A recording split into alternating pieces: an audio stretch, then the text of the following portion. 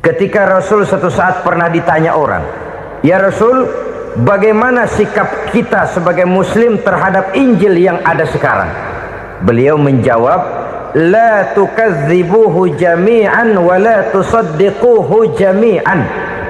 Jangan didustakan seluruhnya, jangan juga dibenarkan semuanya. Artinya, ini sudah merupakan gambaran dari Rasul bahwa dalam Injil yang ada sekarang masih ada ajaran-ajaran tauhid yang dibawa oleh Nabi Isa dan diajarkan kepada umatnya. Tapi juga dalam Injil yang sekarang ini sudah terkena intervensi dan investasi manusiawi. Karena itu Rasul menyimpulkan, la tukadzibuhu jami'an wa la tusaddiquhu jami'an. Jangan didustakan semua, jangan dibenarkan seluruhnya. Kita memang percaya Allah telah menurunkan Injil kepada Nabi Isa dulu, tapi kita tidak wajib mengamalkan Injil. Kita percaya Allah telah menurunkan Taurat kepada Nabi Musa, tapi kita tidak wajib mengamalkan kitab ajaran Taurat. Yang wajib kita percayai dan kita amalkan hanyalah Al-Quranul Karim. Kenapa? Oleh karena baik yang ada di dalam Taurat, baik yang ada di dalam Injil, tentu tercakup di dalam Al-Quran sebagai kitab terakhir yang diturunkan oleh Allah Subhanahu wa Ta'ala.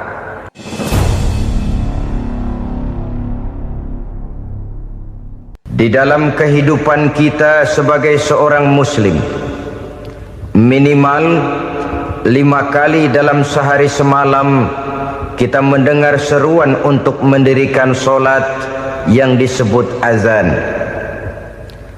Ada kalimat menarik di dalam kalimat azan itu, yakni seruan hayya 'alal falah, marilah menuju kepada keberuntungan, marilah meraih kemenangan.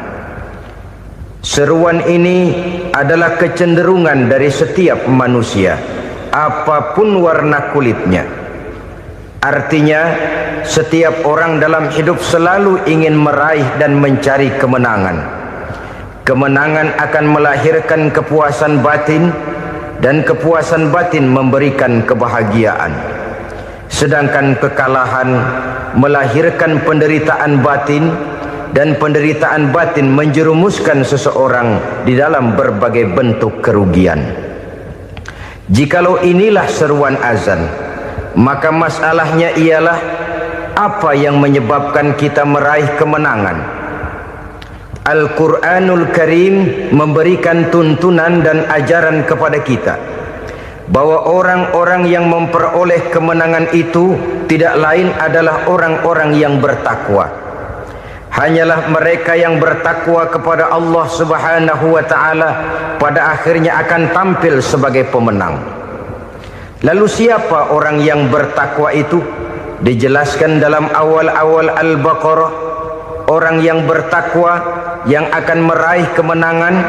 Pertama, allazina yu'minuna bil ghaib, yaitu orang-orang yang beriman kepada yang gaib, percaya bahwa ada alam yang gaib, alam yang abstrak, alam yang tidak bisa dijangkau oleh salah satu daripada panca indera kita. Mereka percaya dan beriman kepada adanya malaikat, beriman kepada adanya iblis dan jin, beriman kepada adanya alam kubur, beriman kepada adanya alam mahsyar, beriman kepada adanya alam akhirat, beriman kepada adanya sorga dan neraka. Beriman bukan cuma sekedar beriman dalam ucapan bibir saja, tetapi beriman yang nilai iman itu mampu mewarnai gerak dan gaya hidupnya. Iman yang meresap sampai ke tulang sumsum, kemudian memberikan dampak positif di dalam kehidupan manusia. Alam, kita tahu, adalah sesuatu yang selain Allah, dan Allah bukanlah alam. Apapun namanya selain daripada Allah itu adalah alam. Alam pada hakikatnya terbagi menjadi dua. Ada alam syahadah, alam nyata, alam konkret, alam yang bisa dijangkau oleh salah satu indera kita. Kemudian ada alam ghaib, alam yang tidak bisa dijangkau oleh panca indera kita, alam metafisika, alam abstrak, alam yang wajib kita imani keberadaannya. Kita percaya bahwa malaikat itu ada, kita percaya kepada jin, bahwa jin itu ada, kita percaya kepada adanya iblis dan setan. Bukan percaya kepada iblis dan setannya, percaya bahwa iblis dan setan itu ada. Itu termasuk salah satu daripada sifat orang yang bertakwa kepada Allah. Saudara-saudara kaum muslimin rahimakumullah, kecenderungan pembangunan yang lebih bersifat materialistis biasanya menggeser aspek kehidupan rohani. Orang berpikir empiri, dan dalam pola pikir yang demikian maka alam gaib tidak lagi mendapat perhatian. Aspek kehidupan yang bersifat rohaniah malah mulai ditinggalkan. Akibatnya terjadilah kepincangan di dalam kehidupan kita. Pernah ada satu pengalaman pribadi dalam perjalanan kembali ke tanah air. Dalam pesawat di sebelah kanan saya duduklah seorang Jerman namanya Heiner Simonsen. Iseng saya ajak kenalan, saya ajak ngobrol, saya tanya dia. Saya bilang, Mas Heiner ini, kalau pesawat yang kita tumpangi ini jatuh ke bawah, kira-kira apa yang bakal terjadi, Mas? Dia bilang, kita semua akan mati. Begitu? Iya. Oke. Apa itu mati? Tanya saya. Dia bilang, untuk tahu apa itu mati, kita harus tahu lebih dahulu apa itu hidup. Saya pikir nih bule bisa ngomong juga.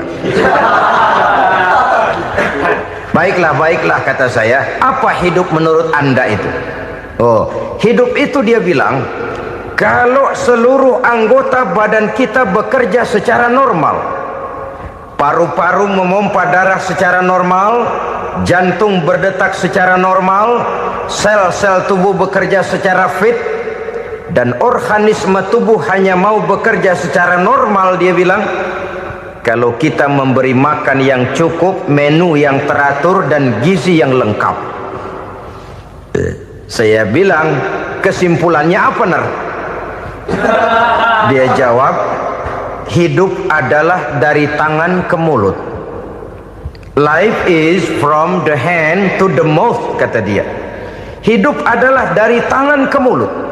Jadi masalah hidup tidak lebih daripada masalah isi perut. Orang pergi pagi, pulang sore, peras keringat, banting tulang, perut yang dibelain. Saya bilang, you are wrong. Sampean salah, Ner. Kamu orang Islam bukan? Bukan. Pantas. Kenapa saya salah? Dia bilang, ya jelas salah. Salahnya di mana? Kamu ini manusia. Kalau hidup cuma dari tangan ke mulut, saya bilang, kambing di kampung saya juga begitu pikirannya, Ner. Itu kambing di kampung saya, asal perutnya kenyang, sudah hidup dia. Perkara besok bagaimana, lusa prospeknya macam mana, bulan depan ada apa, kambing nggak pernah mikir. Di kampung saya kambing juga pikirannya begitu. Kamu Kristen ya? Tadinya. Loh kok tadinya, lalu apa sekarang kamu ini? Dia bilang, sekarang saya netral. Saya tidak beragama, tapi saya percaya kepada Tuhan sebagai pencipta alam. Saya ingat benar dia bilang, I haven't any religious, but I believe to God as the creator of the world. Kenapa bisa netral begitu, Ner? Habis saya bingung katanya. Islam bilang Islam baik, Kristen bilang Kristen baik, Hindu Buddha bilang Hindu Buddha baik, semua agama baik. Saya netral sekalian, nggak beragama. Yang penting saya percaya kepada Tuhan. Saya bilang, Ner, kamu ini kayak orang mau beli celana. Lalu bingung, yang satu bilang Levi's bagus, yang satu bilang Blue Jean hebat, yang satu bilang Wool England hebat. celana ini hebat, celana itu bagus, celana ini hebat, semua celana bagus, kamu bingung, akhirnya netral, tidak pakai celana. Itu juga salah. Saya pikir-pikir, kemudian saya melihat bahwa dua pola berpikir Henner ini nampaknya sudah mulai menggejala di lingkungan masyarakat bangsa kita. Disadari atau tidak, secara jujur kita harus berkata, dua pola pemikiran Henner ini mulai berkembang di tengah masyarakat bangsa kita. Pertama, pola pikir materialisme. Hidup adalah dari tangan ke mulut. Masalah hidup tidak lebih masalah isi perut. Itu yang perlu dibela, dan disitulah arti kehidupan. Pergi pagi, pulang sore, peras keringat, banting tulang untuk mempertahankan perut. Kalau sudah kemari cara orang berpikir, maka buat apa percaya kepada yang gaib? Untuk apa sholat? Untuk apa puasa? Untuk apa zakat? Untuk apa menghadiri majelis taklim? Tanpa kepercayaan kepada yang gaib, hidup berjalan menurut alur empiris dan materialis. Kalau sudah ke sana cara orang berpikir, biasanya orang lalu cenderung menghalalkan segala cara. Hanyalah orang yang percaya bahwa akhirat ada, hanyalah orang yang percaya bahwa alam kubur itu ada, hanyalah orang yang percaya bahwa malaikat itu ada, hidupnya akan lebih terarah dan terkendali. Karena kepercayaan kepada yang gaib, yang merupakan fase daripada kehidupan setelah hidup yang sekarang ini, mewarnai gerak pribadi seseorang di dalam dia melakukan kegiatan hidupnya. Pola berpikir materialisme, disadari atau tidak, mulai menggejala di lingkungan masyarakat bangsa kita. Hidup tidak lebih dari urusan tangan ke mulut, mulut ke tangan, tangan ke mulut.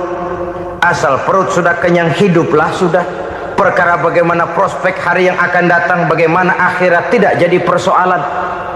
Ini yang oleh Nabi diperingatkan, ad-dunya sijnul mu'min wa jannatul kafir. Dunia adalah penjara bagi orang beriman dan surga bagi orang kafir. Dulu di zaman Belanda hadis ini pernah disalah tafsirkan, disalah artikan, digunakan sebagai senjata untuk mengkebiri dan membuat impoten umat Islam. Sudahlah umat Islam gak usah macam-macam, kata Belanda. Dunia ini kan penjara buat orang Islam, surga buat orang kafir. Di penjara jangan bertingkah.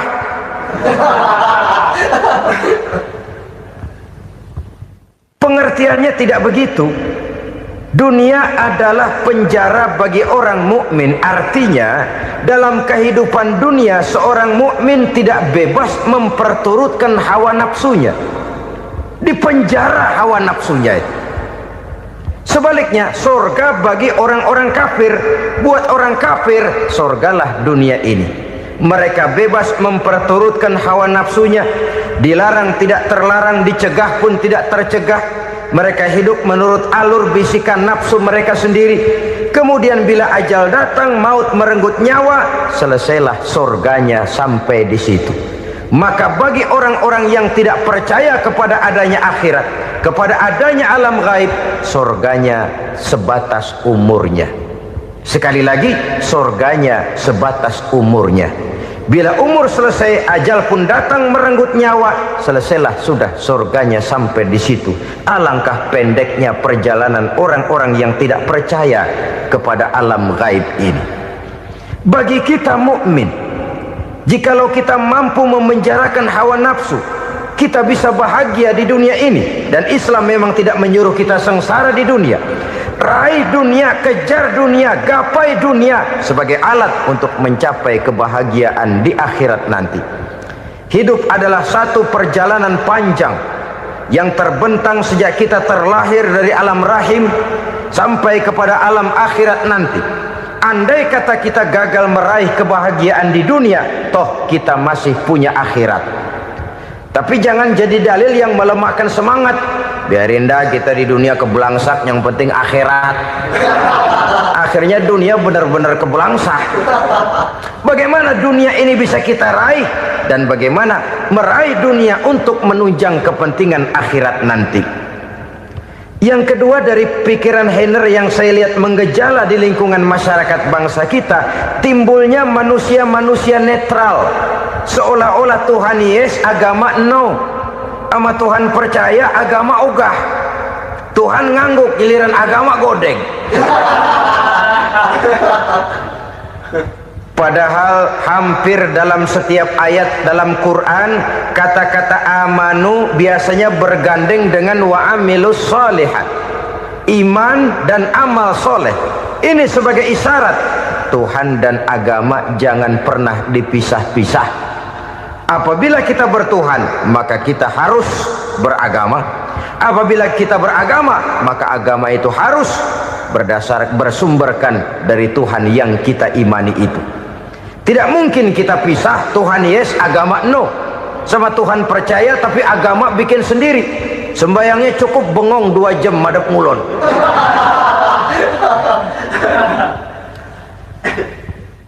Saudara-saudara kaum muslimin rahimakumullah. Jadi dengan demikian, agama yang kita akui merupakan unsur mutlak di dalam pembangunan sekarang ini, merupakan bagian dari kehidupan yang menuntun kita bahwa di balik alam nyata ini, di balik alam syahadah ini ada alam gaib. Dan mudabbir, murabbi, yang mengatur, yang menguasai, yang memelihara baik dia alam nyata, baik dia alam gaib, tidak lain adalah Allah Subhanahu wa ta'ala. Di sana ada satu super power, satu maha kekuatan yang kita perlu bersandar kepadanya. Sebagai makhluk nyata yang hidup di alam nyata, berbuatlah secara nyata sebagaimana harusnya kita berbuat. Karena Islam jelas bukan agamanya orang pemalas. Islam jelas bukan agamanya orang yang mengajarkan setelah selesai sholat boleh duduk, nggelenggem ayam-ayam, ndelohom, menghitung bintang di langit sambil menunggu keajaiban. Tidak. Islam adalah agama yang mengajarkan apabila sholat sudah selesai kamu kerjakan, bertebaranlah di permukaan bumi, cari karunia Tuhanmu. Jangan hidup berpangku tangan menunggu keajaiban, karena hidup bukan undian. Jangan berharap untung besar tanpa mau peras keringat. Tapi di sebalik itu toh kita juga harus yakin bahwa di sisi usaha nyata yang kita lakukan ada satu super power, satu maha kekuatan gaib yang menentukan berhasil dan tidaknya usaha kita.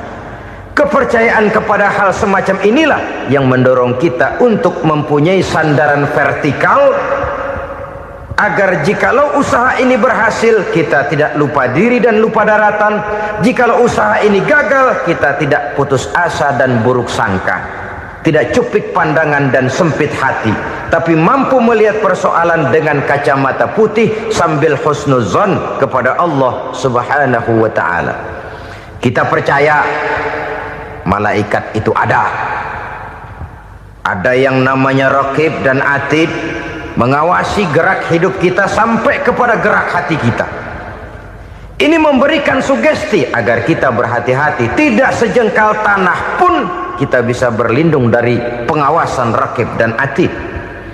Ada munkar nakir yang akan menyoal kita di alam kubur. Ada malaikat Malik, penjaga neraka. Ada malaikat Ridwan yang menjaga surga. Kita percaya kepada adanya jin, kita percaya kepada adanya setan, iblis. Percaya kepada adanya, bukan mempercayai si setan, si iblis lalu menjadikannya sebagai teman. Tidak. Percaya bahwa mereka itu ada dan merupakan makhluk Allah yang gaib, yang diciptakan Allah Azza wa Jalla.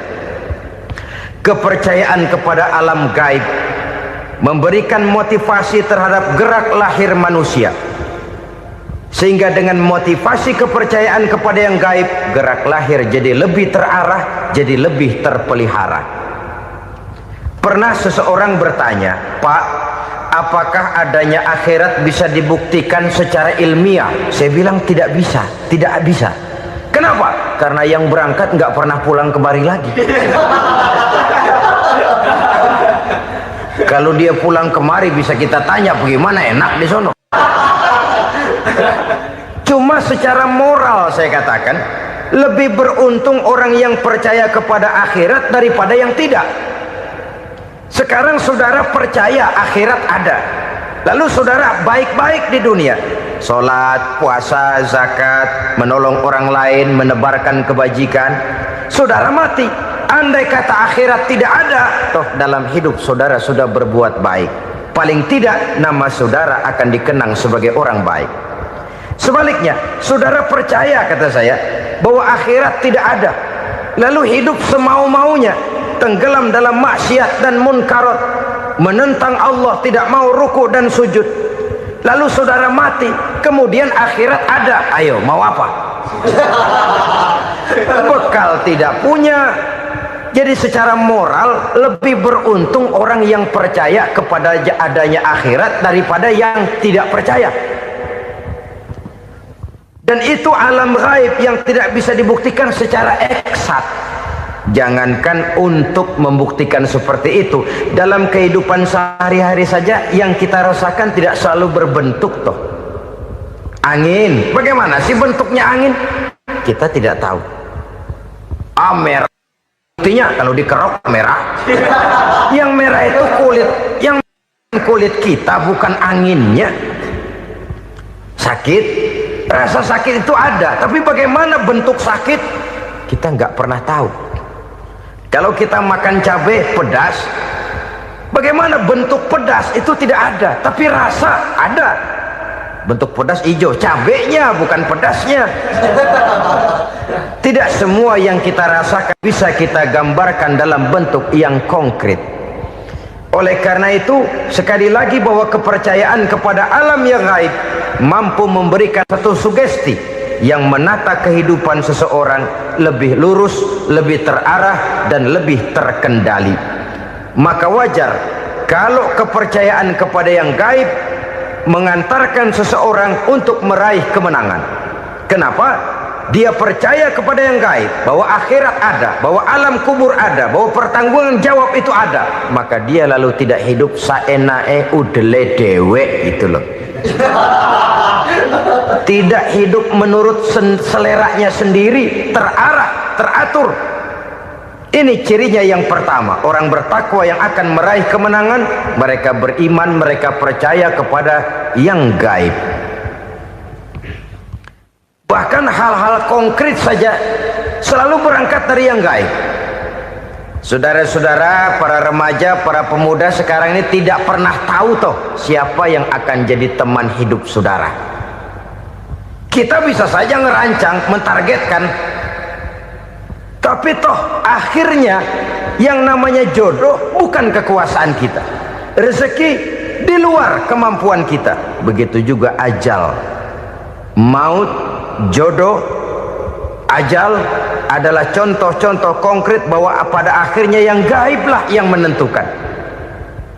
Bertahun-tahun ngelancong, emang jodoh seret, nggak jadi.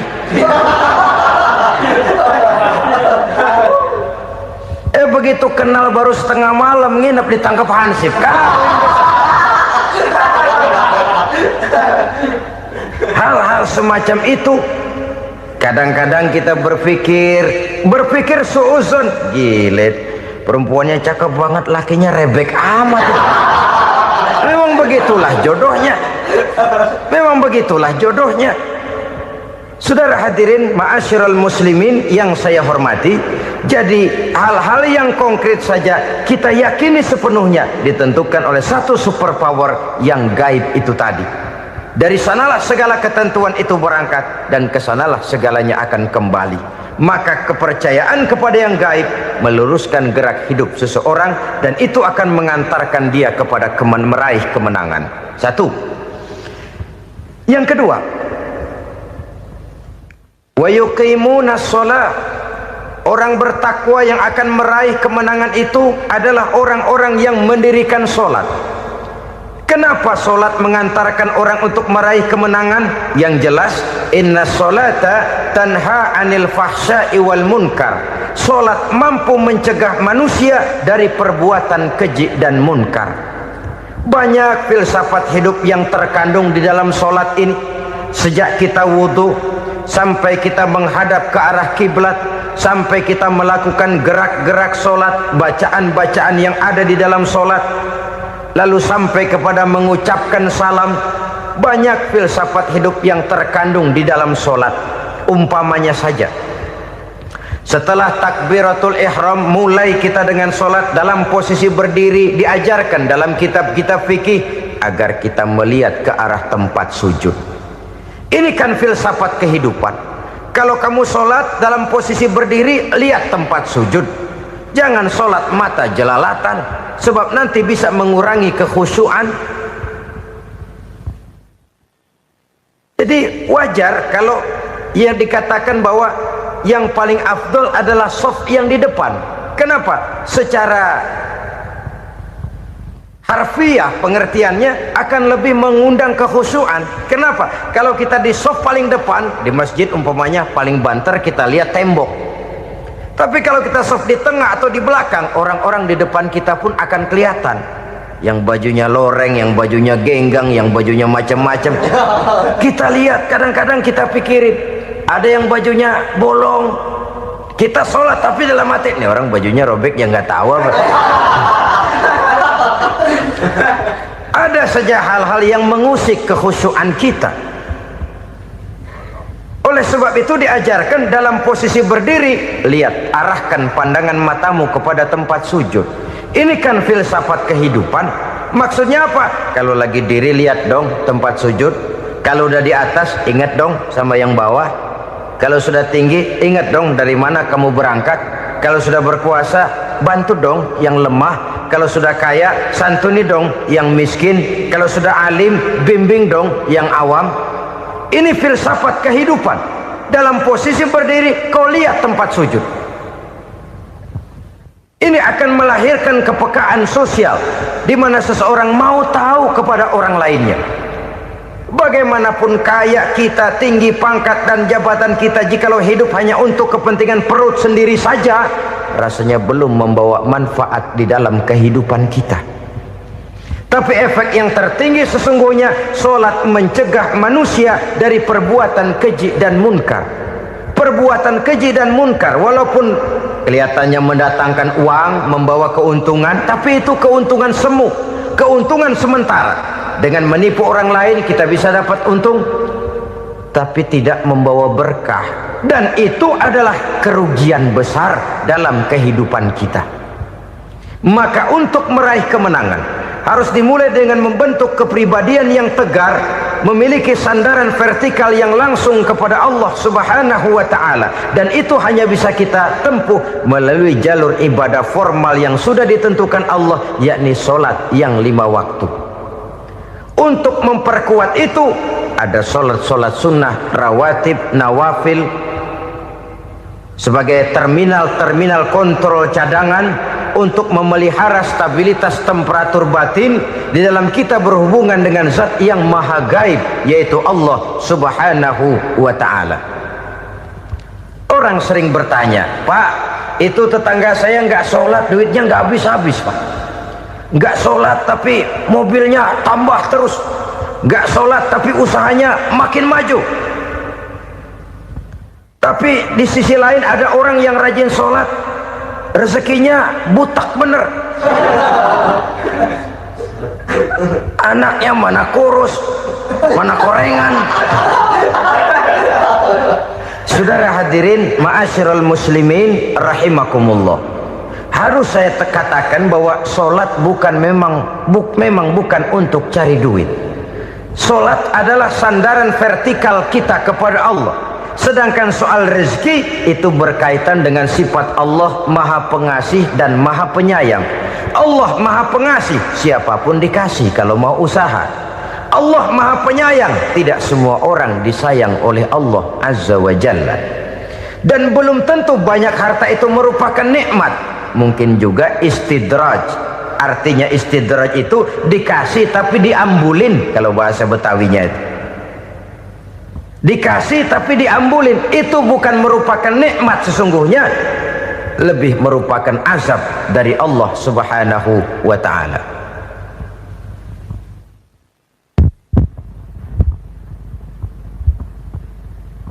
Agama mempunyai sistem solat.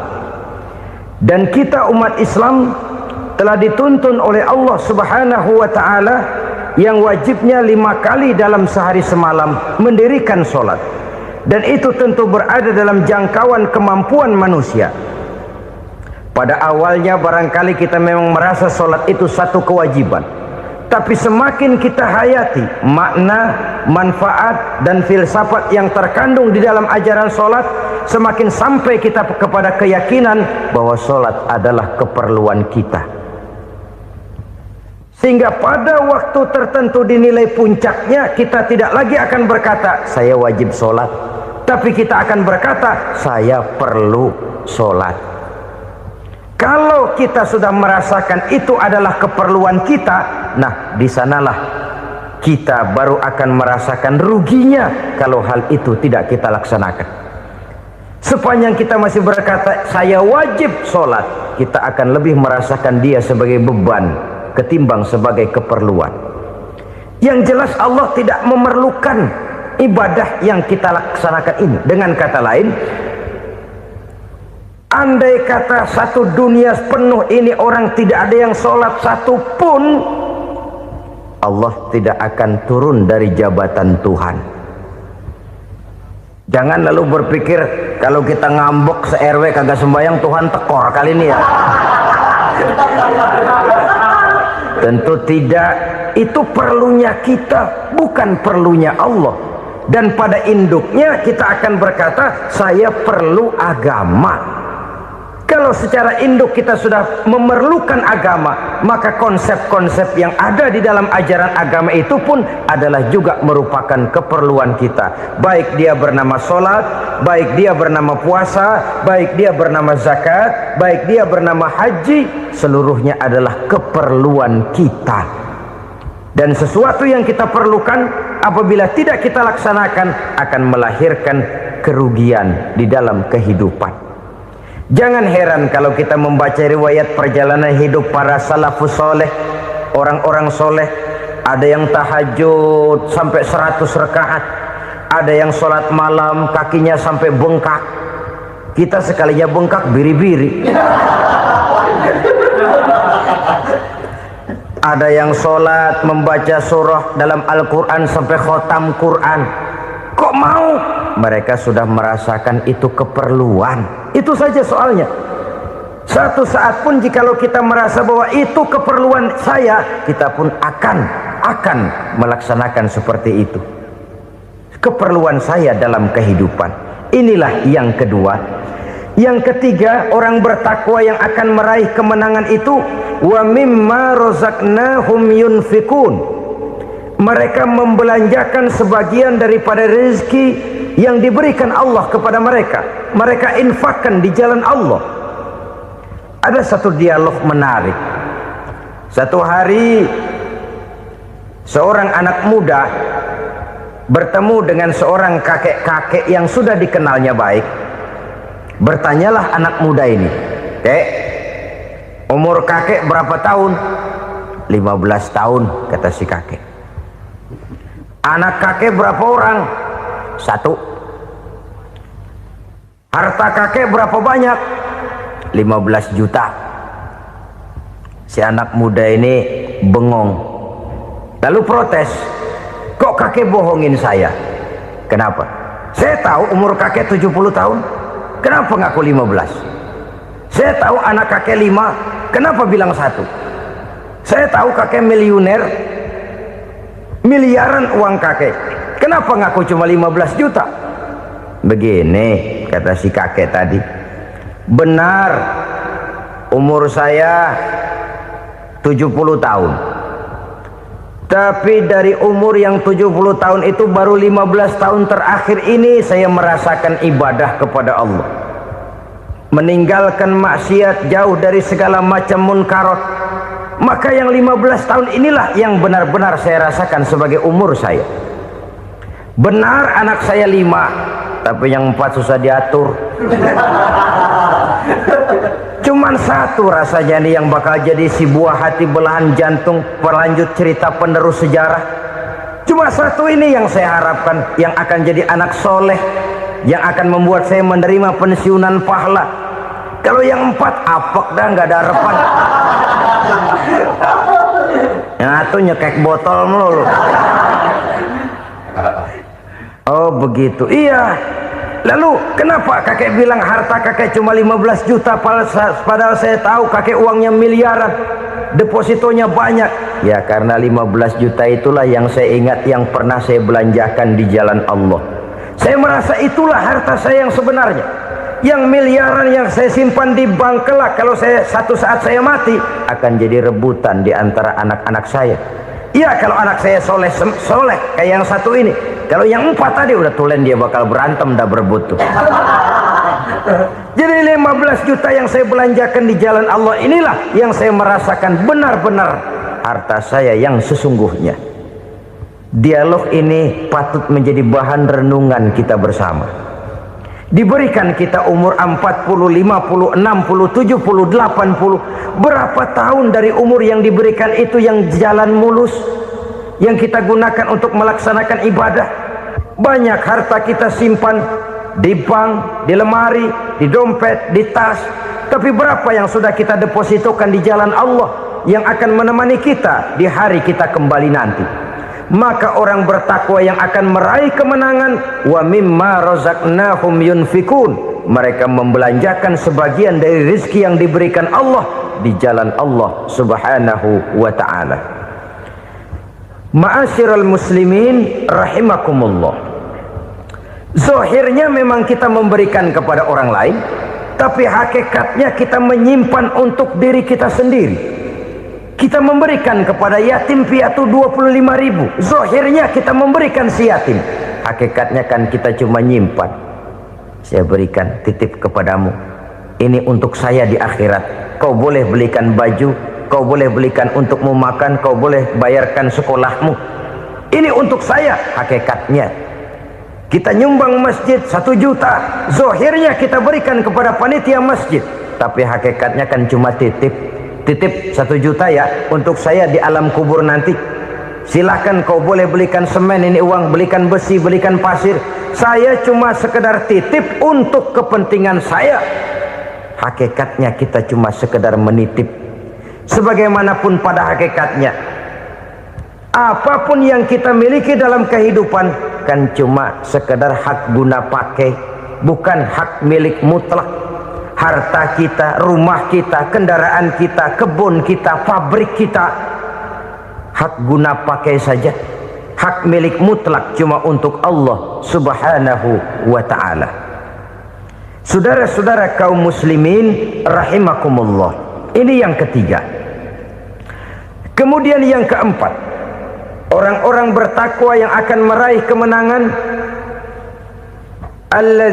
allazina yu'minuna bima unzila ilaika, mereka yang beriman, mereka yang percaya kepada apa yang telah diturunkan kepadamu Muhammad, ay Al-Quran, yakni Al-Quranul Karim. Setelah percaya kepada yang gaib, mendirikan solat, kemudian menginfakkan sebagian dari rezeki yang diberikan Allah, mereka juga lalu percaya kepada yang diturunkan terhadap Nabi, yaitu tidak lain Al-Quranul Karim. Sekali lagi di sini, percaya bukan hanya sekedar percaya saja, tetapi percaya lalu menjadikan Al-Quran itu sebagai pedoman hidup. Sebab memang Al-Quran itu adalah GBHM, garis-garis besar haluan muslim. Apa yang harus kita lakukan, apa yang harus tidak kita lakukan, bagaimana mestinya kita bertingkah laku dan berbuat, seluruhnya tercantum di dalam Al-Quranul Karim. Itu sebabnya ketika satu hari Aisyah ditanya bagaimana akhlak Rasul, beliau menjawab, kana Rasulullah sallallahu alaihi wasallam khuluquhul Quran. Akhlak daripada Rasulullah tidak lain adalah Al-Quran.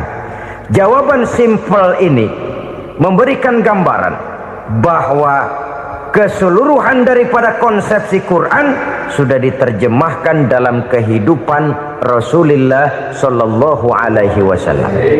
Karena kita tahu akhlak adalah keseluruhan dari gerak hidup manusia. Sejak ia berpribadi, berumah tangga, bertetangga, bermasyarakat, sampai kepada berbangsa dan bernegara, Al-Quran tetap memberikan sentuhan nilainya. Oleh karenanya, orang-orang yang bertakwa adalah orang-orang yang menjadikan Al-Quran sebagai pedoman dalam kehidupannya. Dan kita yakini Al-Quran diturunkan kepada Nabi Muhammad bukan merupakan produk Nabi Muhammad. Isi dan redaksinya langsung dari Allah Subhanahu wa ta'ala. Kemudian cirinya yang kelima, orang bertakwa yang akan meraih kemenangan itu, wa ma unzila min qablika. Tidak hanya sekedar percaya kepada yang diturunkan terhadap Nabi Muhammad yaitu Al-Quran, mereka juga percaya kepada apa yang pernah diturunkan kepada para nabi, kepada para rasul sebelum Nabi Muhammad. Percaya kepada adanya suhuf, percaya kepada adanya Taurat, percaya kepada adanya Injil, percaya bahwa Allah dahulunya sudah menurunkan Taurat kepada Musa, percaya bahwa Allah sudah menurunkan Injil kepada Isa, percaya Injil ada, Taurat ada, diturunkan Allah untuk Isa dan Musa, tetapi tidak wajib mengamalkannya karena kita sudah diberikan Al-Quranul Karim. Ini yang perlu saya garis bawahi. Kita percaya Allah telah menurunkan Injil dahulu kepada Isa. Kita percaya bahwa Allah telah menurunkan Taurat dahulunya kepada Nabi Musa. Kadang-kadang ini dijadikan dalih, dikacaukan pengertiannya. Quran saja mengajarkan bahwa orang yang bertakwa harus percaya kepada Injil, maka pakailah Injil. Apalagi kalau ayat sebelumnya ditilap, dihapus, dihilangkan, Injilnya yang ditekankan, maka akan terjadilah penekanan yang salah arah. Karena salah arah akhirnya bisa merusak dan menghancurkan akidah. Ketika Rasul suatu saat pernah ditanya orang, "Ya Rasul, bagaimana sikap kita sebagai muslim terhadap Injil yang ada sekarang?" Beliau menjawab, "La tukadzibuhu jami'an wa la tusaddiquhu jami'an." Jangan didustakan seluruhnya, jangan juga dibenarkan semuanya. Artinya, ini sudah merupakan gambaran dari Rasul bahwa dalam Injil yang ada sekarang masih ada ajaran-ajaran tauhid yang dibawa oleh Nabi Isa dan diajarkan kepada umatnya. Tapi juga dalam Injil yang sekarang ini sudah terkena intervensi dan investasi manusiawi. Karena itu Rasul menyimpulkan, la tukadzibuhu jami'an wa la tusaddiquhu jami'an. Jangan didustakan semua, jangan dibenarkan seluruhnya. Kita memang percaya Allah telah menurunkan Injil kepada Nabi Isa dulu, tapi kita tidak wajib mengamalkan Injil. Kita percaya Allah telah menurunkan Taurat kepada Nabi Musa, tapi kita tidak wajib mengamalkan kitab ajaran Taurat. Yang wajib kita percayai dan kita amalkan hanyalah Al-Quranul Karim. Kenapa? Oleh karena baik yang ada di dalam Taurat, baik yang ada di dalam Injil, tentu tercakup di dalam Al-Quran sebagai kitab terakhir yang diturunkan oleh Allah Subhanahu wa ta'ala. Dan itu wajar. Kalau seorang pejabat mau mengeluarkan satu keputusan baru, tentu dia harus meninjau keputusan-keputusan lama. Andai kata dianggap tidak berlaku, dianggap tidak relevan lagi, maka keputusan-keputusan lama itu tentu sudah dianggap tidak berlaku. Sebagian daripada aturan-aturan dalam keputusan lama yang masih dianggap relevan tercantum dalam keputusan baru yang wajib diamalkan. Begitulah hubungannya antara Al-Quran, Taurat, Zabur, dan Injil. 4 kitab samawi yang diturunkan Allah masing-masing kepada Zabur untuk Nabi Daud, Taurat untuk Nabi Musa, dan Injil untuk Nabi Isa alaihi wassalatu wassalam. Ketiga-tiga kitab itu kita percayai adanya. Kita yakini Allah telah menurunkan Zabur, Taurat, dan Injil. Tapi kita tidak wajib mengamalkannya. Yang wajib kita mengamalkannya sekarang ini tidak lain hanyalah Al-Quranul Karim saja, karena ia mencakup apa yang ada di dalam Zabur, apa yang ada di dalam Taurat, dan apa yang ada di dalam Injil.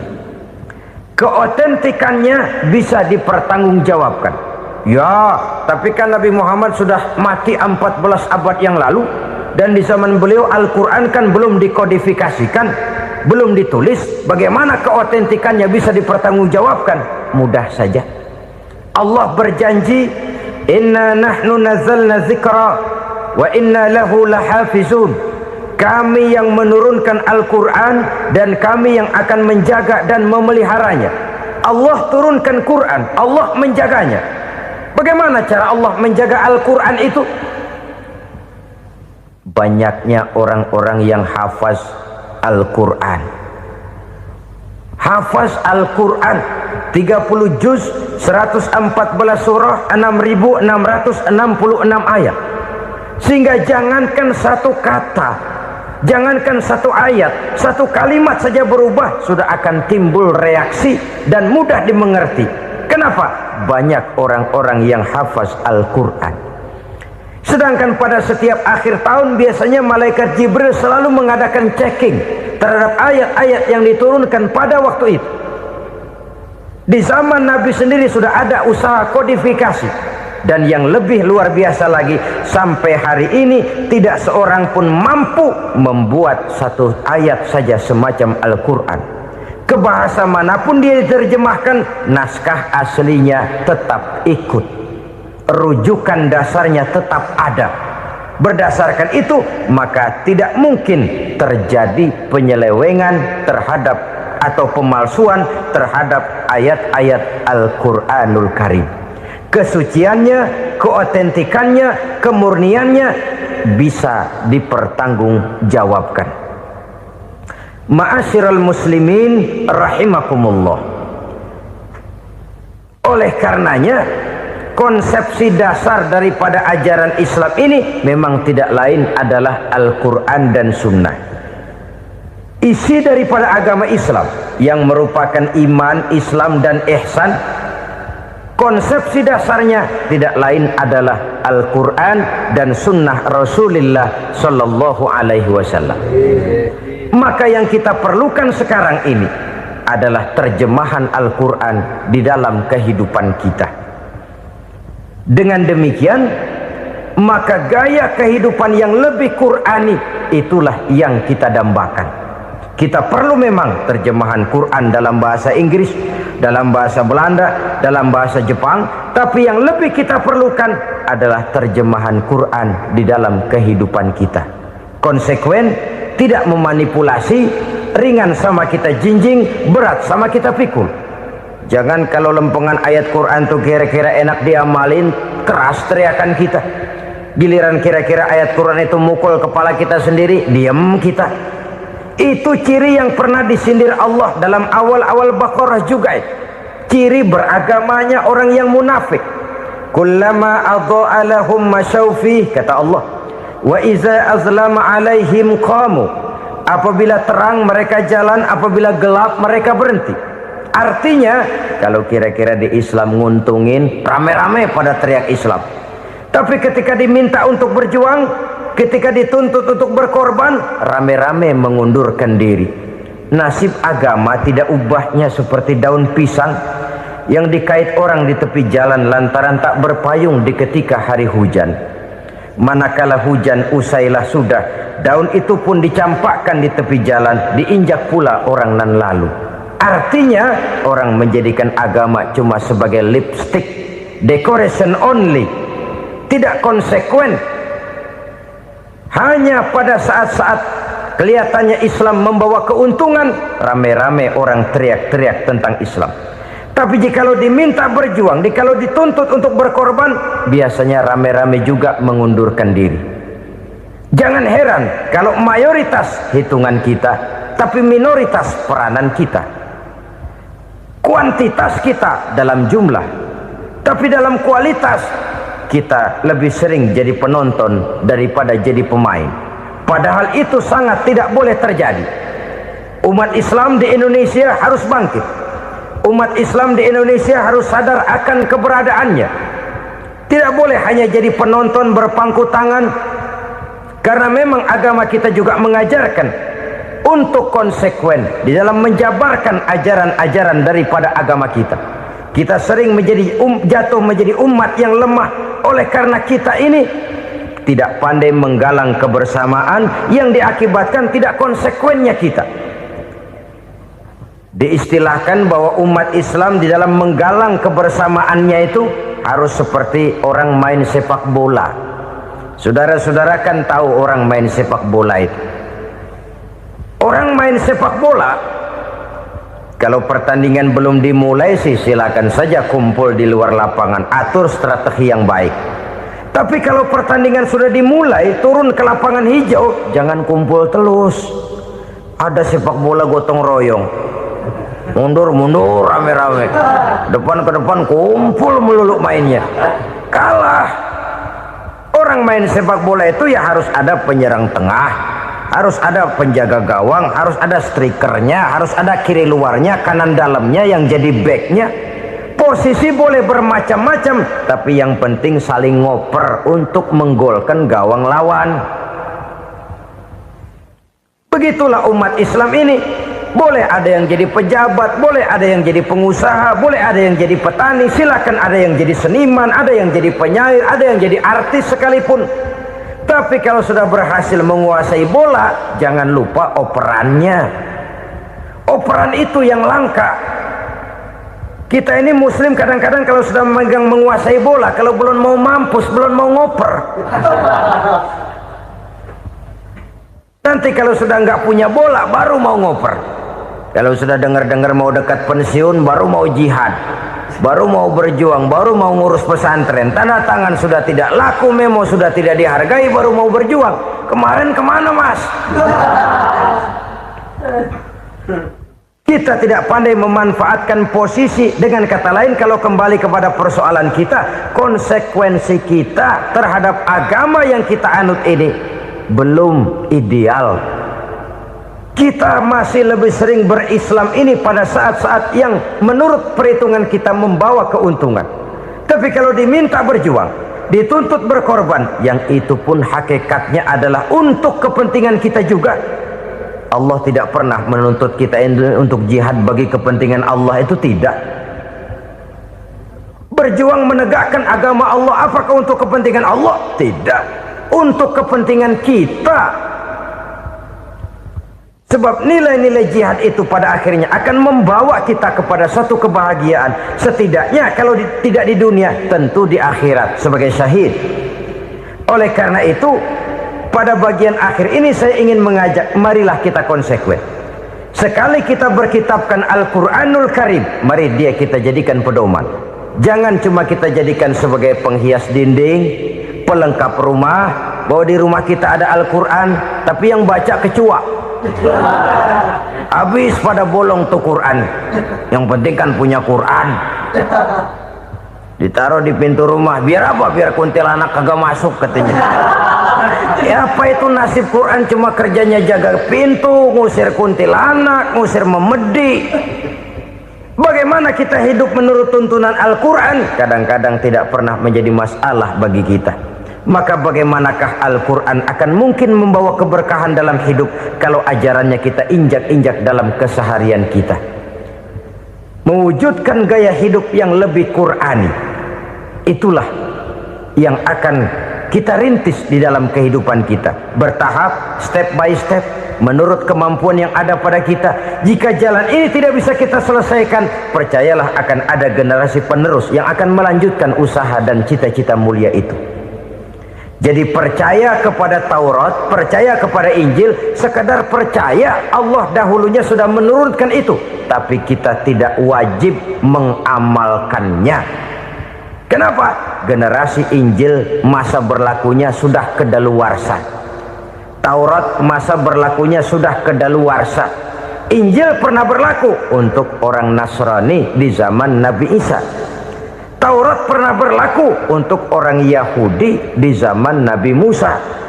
Setelah generasinya berlalu, datang Rasul penutup yang membawa Al-Quranul Karim, maka Al-Quran itulah yang berlaku menjadi pedoman sampai hari akhir nanti. Jangan jauh dari Al-Quran, karena apabila ini kita lakukan, maka kita akan kembali kepada satu gaya hidup yang jauh dari tuntunan agama, dan itu artinya kita akan semakin jauh untuk meraih kemenangan. Saudara-saudara kaum muslimin rahimakumullah. Yang keenam, yang terakhir, orang-orang bertakwa yang akan meraih kemenangan itu wabil akhirati hum yuqinun. Mereka percaya, mereka yakin seyakin-yakinnya akan adanya hari akhir, di mana seseorang akan mempertanggungjawabkan seluruh perbuatannya di dalam hidup ini, dan tidak ada satu perbuatan yang bagaimana kecilnya sekalipun yang tersembunyi dalam pandangan manusia yang tidak akan dibukakan persoalannya di mahkamah Qadi Rabbul Jalil di akhirat nanti. Itulah sebabnya maka percaya kepada akhirat disebut secara khusus. Padahal di awal tadi sudah dijelaskan yu'minuna bil ghaib, percaya kepada alam gaib, dan alam gaib ini termasuk akhirat. Kenapa pada bagian akhir disebut lagi akhirat? Karena ternyata bahwa kepercayaan kepada adanya akhirat merupakan induk dari kepercayaan terhadap adanya malaikat, setan, jin, dan lain sebagainya, dan akan lebih memberikan sugesti dalam kehidupan manusia untuk meluruskan gerak hidupnya. Jikalau satu saat tergerak hati akan berbuat kejahatan, ingin mencuri, sadarlah, awas ada akhirat.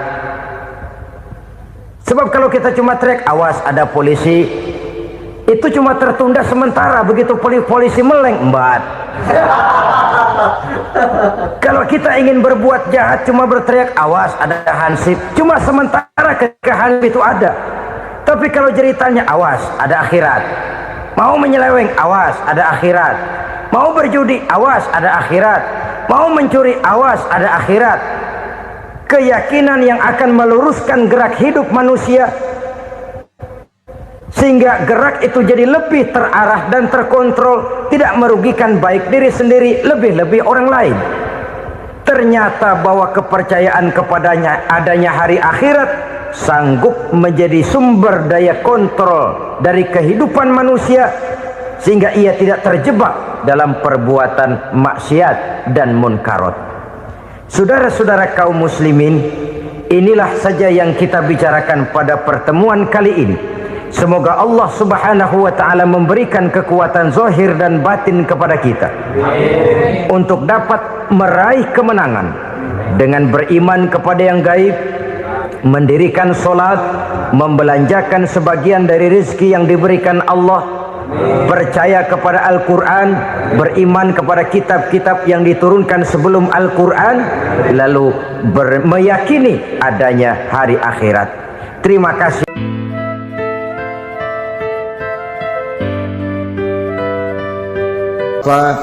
Ibu-ibu, saudara-saudara kaum muslimin rahimakumullah, kita menyaksikan peristiwa-peristiwa yang memilukan dan memalukan. PHK terjadi di mana-mana, pengangguran meningkat, harga-harga membumbung tinggi, daya beli rakyat semakin lemah. Sementara di bidang politik, kejadian-kejadian memberikan indikasi bahwa persatuan dan kesatuan kita sebagai bangsa dewasa ini tengah berada dalam ujian yang berat. Pada jumpa kita kali ini, tanpa bermaksud untuk mencari kambing hitam dari bencana yang kita hadapi, saya ingin menyampaikan sebuah hadis yang diriwayatkan oleh Imam At-Tabarani dari Ibnu Abbas, bahwa Rasulullah sallallahu alaihi wasallam bersabda, khamsun bi khamsin, ada 5 perkara yang dapat menimbulkan 5 macam bencana. Mari kita renungi hadis ini satu demi satu sebagai bahan introspeksi buat kita semua dalam menghadapi bencana yang tengah berlaku sekarang ini. Yang pertama, ma naqasa qaumul ahda illa sullita alaihim aduwwuhum. Apabila suatu kaum sudah mengingkari janjinya, maka mereka pun akan dikuasai oleh musuh-musuh mereka. Sederhana saja nampak kalimat dalam hadis ini. Apabila orang sudah mengingkari janji, mereka akan dikuasai oleh musuh-musuh mereka sendiri. Dan musuh kita yang paling utama saat ini adalah kemiskinan dan kebodohan. Kenapa itu terjadi? Karena kita mengingkari janji kita sendiri.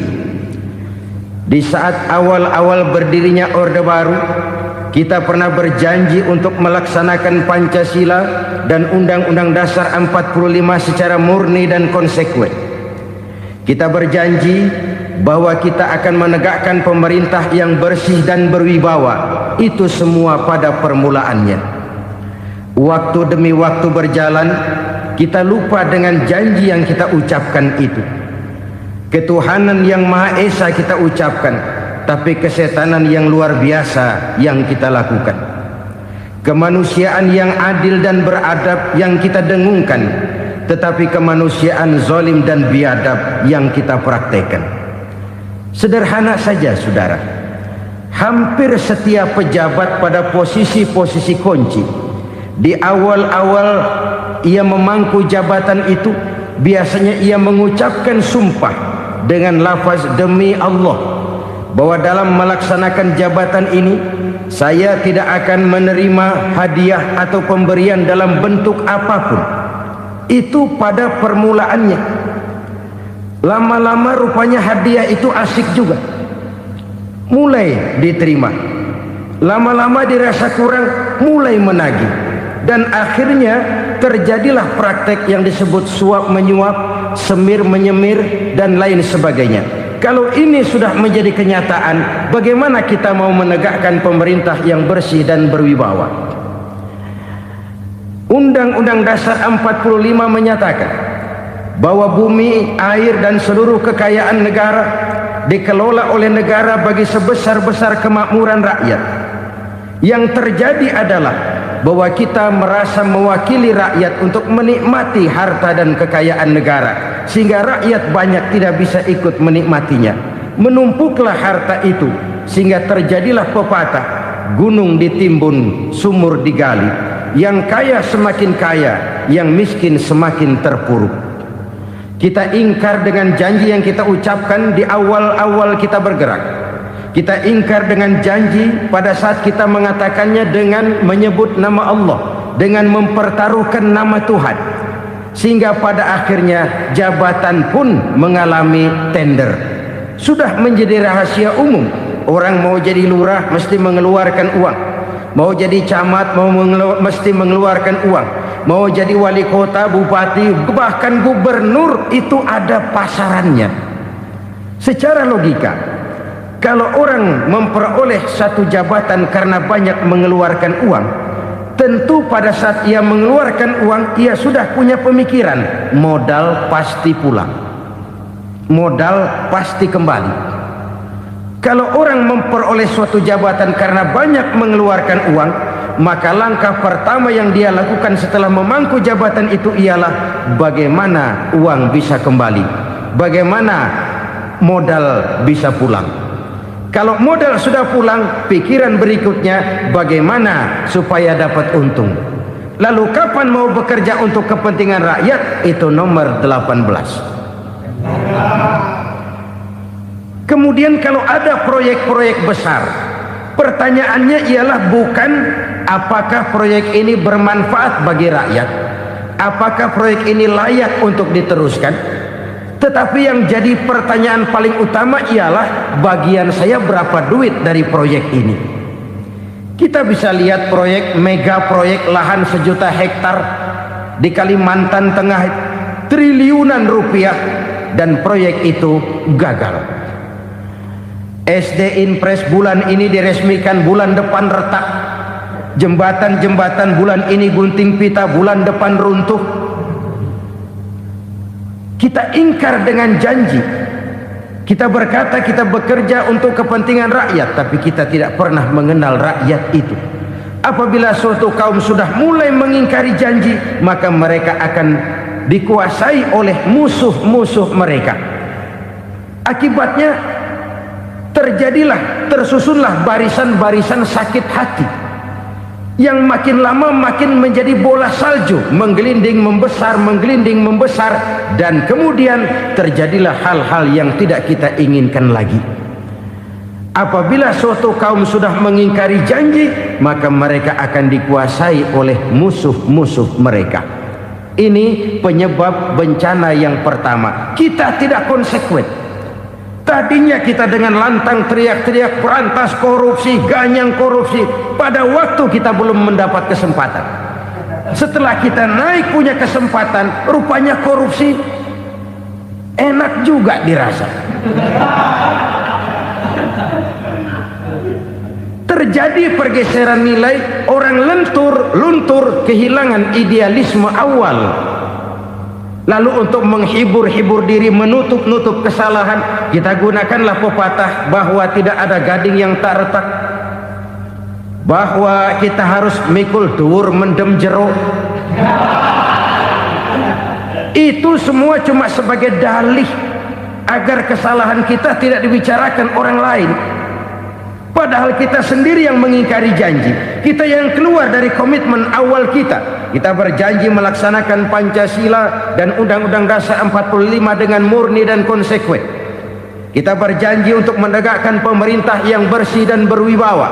Namun dalam kenyataannya itu tidak kita laksanakan dengan sebagaimana mestinya. Kita bergeser, kita mengalami proses degradasi, peluncuran nilai, dan akhirnya terbentuklah barisan-barisan sakit hati yang semakin lama semakin membesar itu. Kita harus introspeksi. Memang kalau zaman sedang susah, biasanya kambing hitam laris, tukang kompor gentayangan. Itu dari dulu selalu mencari kambing hitam. Karena itu kita tidak bicara orang, kita tidak bicara siapa yang salah, kita bicara sistem, dan sistem itu bisa mengena siapa saja. Kalau orang sudah mulai mengingkari janji, bergeser dari komitmen awal, itu sudah mulai ia mengalami proses peluncuran, proses degradasi. Ini penyebab yang pertama. Kita tidak lagi konsekuen bahwa bumi, air, sumber daya alam adalah milik negara, dikuasai oleh negara, digunakan bagi sebesar-besar kemakmuran rakyat. Ternyata rakyat yang makmur itu tidak merupakan gambaran yang menyeluruh dari rakyat kita. Undang-undang dasar kita menganut ekonomi kekeluargaan, tapi yang kita praktekkan adalah ekonomi keluarga. Kalau bukan keluarga nggak dapat proyek. Kalau bukan keluarga nggak dapat macam-macam. Kekeluargaan kita rubah menjadi keluarga, timbullah penyakit nepotisme. Kita bergeser, kita ingkari janji, dan kita anggap kita atasnamakan rakyat. Rakyat cuma sekedar jadi address, rakyat cuma sekedar jadi alamat, tetapi kehidupan mereka tidak banyak berubah dan tidak banyak terangkat. Kaum muslimin rahimakumullah, ini penyakit yang pertama, penyebab bencana yang pertama. Yang kedua, kata Nabi, wa ma hakamu bighairi ma anzalallah. Apabila hukum yang diterapkan sudah tidak lagi bersumber dari hukum Allah, illa fasya fihimul faqru, maka akan bertebaranlah kemiskinan di mana-mana. Ini artinya apa? Apabila hukum tinggal sebuah stempel, apabila hukum sudah diatur menurut kepentingan, apabila hukum sudah tidak lagi ditegakkan secara adil, maka kemiskinan merambah di mana-mana. Hukum diatur menurut selera orang yang sedang berkuasa, maka yang benar bisa jadi salah, yang salah bisa jadi benar. Hukum dalam kenyataan hidup berlaku seperti pisau. Pisau itu kan saudara lihat, yang namanya pisau dimanapun itu tajamnya ke bawah, ke atas tumpul, Kalau hukum itu, kalau untuk rakyat, hukum itu tajam bukan main, cepat sekali dilaksanakan. Tapi giliran menengah ke atas yang gedean dikit berbuat salah, hukum tompul. Hukum pura-pura tidak dengar. Akibatnya terluka rasa keadilan rakyat. Satu kasus rakyat diam, dua kasus rakyat diam, tiga kasus rakyat diam. Kasus terakumulasi di hati rakyat. Luka rasa keadilan, dan itu menjadi sumber bencana. Penjarahan, kita tidak setuju itu. Tapi kita harus melihat kausalnya. Itu kan tidak berdiri sendiri. Itu kan karena terlukanya rasa keadilan rakyat, melihat kesempatan ini tidak merata. Kalau rakyat ini yang ngajukan kredit ke bank, walaupun jumlahnya cuma jutaan, ratusan ribu, susahnya 17 setan. Tapi ada orang-orang tertentu yang agunannya palsu, jaminannya palsu, bawa kata belece, bukan cuma miliaran, triliunan kredit bisa keluar. Terluka rasa keadilan, hilangnya kesempatan. Rakyat cuma dapat kesempitan, jarang dapat kesempatan. Dari lukanya rasa keadilan ini, memang ya entah lipstik, entah basa-basi, dibentuklah tim ini, dibentuklah badan pengawas ini, dibentuklah tim ini. Kalau membentur tahu, hancur tahu. Tapi kalau tim yang dibentuk membentur karang, bukan karangnya yang hancur biasanya, timnya yang bubar. Kenapa? Yang dibentur batu karang yang sangat keras. Kita main-main dengan hukum, kita tidak konsekuen dengan hukum. Luka rasa keadilan, dan itu terakumulasi. Edi Tamsil, rakyat tahu, terakumulasi, menguap begitu saja. Kasus-kasus lain rakyat tahu, menguap begitu saja. Ketidakadilan terakumulasi, mengendap di hati rakyat, menunggu ledakan. Pada saat sumbu meledak, rakyat tidak bisa dibendung lagi. Oke, kita tidak setuju dengan penjarahan, tapi jangan melihat itu sebagai peristiwa yang berdiri sendiri. Kenapa itu terjadi? Kausalnya kenapa? Oke, kita tidak setuju memang, tapi yang dijarah oleh rakyat kan memang cuma untuk perut. Yang dijarahkan beras, yang dijarahkan televisi, yang dijarahkan kulkas yang masih bisa dihitung, yang memang real untuk kebutuhan rakyat. Penjara berdasi kepala botak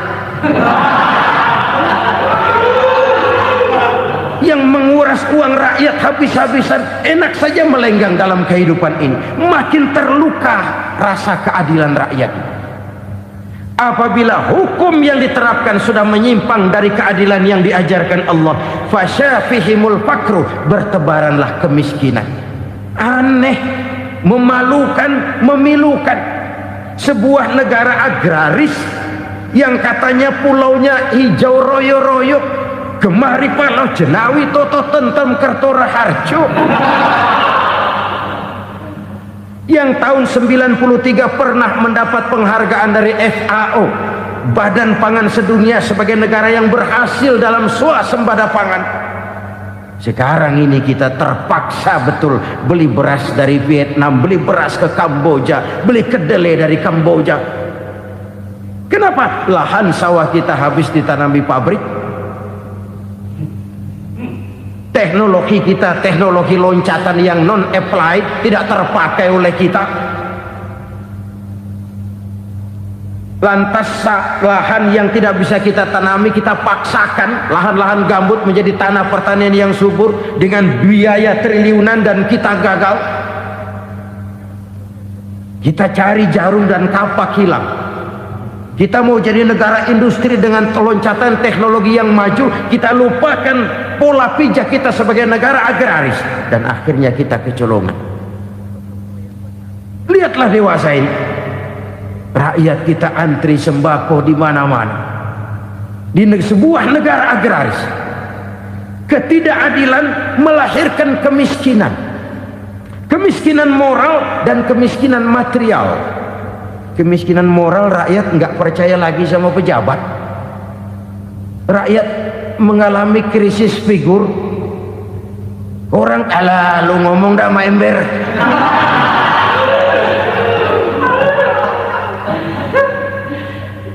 Penataran yang menghabiskan biaya miliaran itu melahirkan pejabat-pejabat korup. Pengawasan yang menghabiskan biaya miliaran itu ternyata impoten, mandul. Kemiskinan moral. Jujur saya berkata, saudara-saudara, setelah pintu reformasi dibuka, itu yang masuk memang macam-macam. Ada yang memang punya tujuan murni, konsekuen dan punya konsep. Ada yang nunggu di tikungan, begitu mobil lewat nyamber pintu, berangkat ikut reformasi. Ada yang memanfaatkan momentum, mumpung, untuk nyampein unek-unek, ngerti nggak, pokoknya ngomong. Sehingga keadaan semakin rancu, kebingungan semakin menjadi-jadi, masalah yang paling urgent tidak terselesaikan. Sekarang ini orang berpikir mendingan jadi pala ular daripada jadi buntut macan. Buntut macan memang hebat macan, tapi kalau buntutnya cuma ugel-ugel di belakang buat apa? Mendingan jadi pala ular, kecil juga nyaplok. Artinya ya biar kecil juga kalau punya partai kan gagah. Lalu rame-rame bikin partai kayak bikin arisan. Orang makin mengalami dislokasi. Semua mau jadi pahlawan, semua mau nomor satu, semua ngomong. Iya kalau bidangnya, kalau bukan makin rancu. Marilah lewat kesempatan ini saya mengajak kita untuk tahu diri. Biarkan politisi ngomong politik, biarkan ekonom menata ekonomi, biarkan praktisi bicara soal hukum, biarkan rakyat munajat, istighfar, mohon pertolongan Allah. Tahu diri kita. Kalau memang ayam, kukuruyuk aja dah. Kalau memang kucing, ayo ngeong. Kalau kambing, silahkan ngembe. Udah tahu ayam, ngeong bunyinya. Suaranya palas, orang nggak ngerti, bingung, makin menjadi-jadi. Ibarat kesebelasan sepak bola bangsa kita sekarang ini, rame-rame mau bikin gol, kiper ikut nyerang sekarang.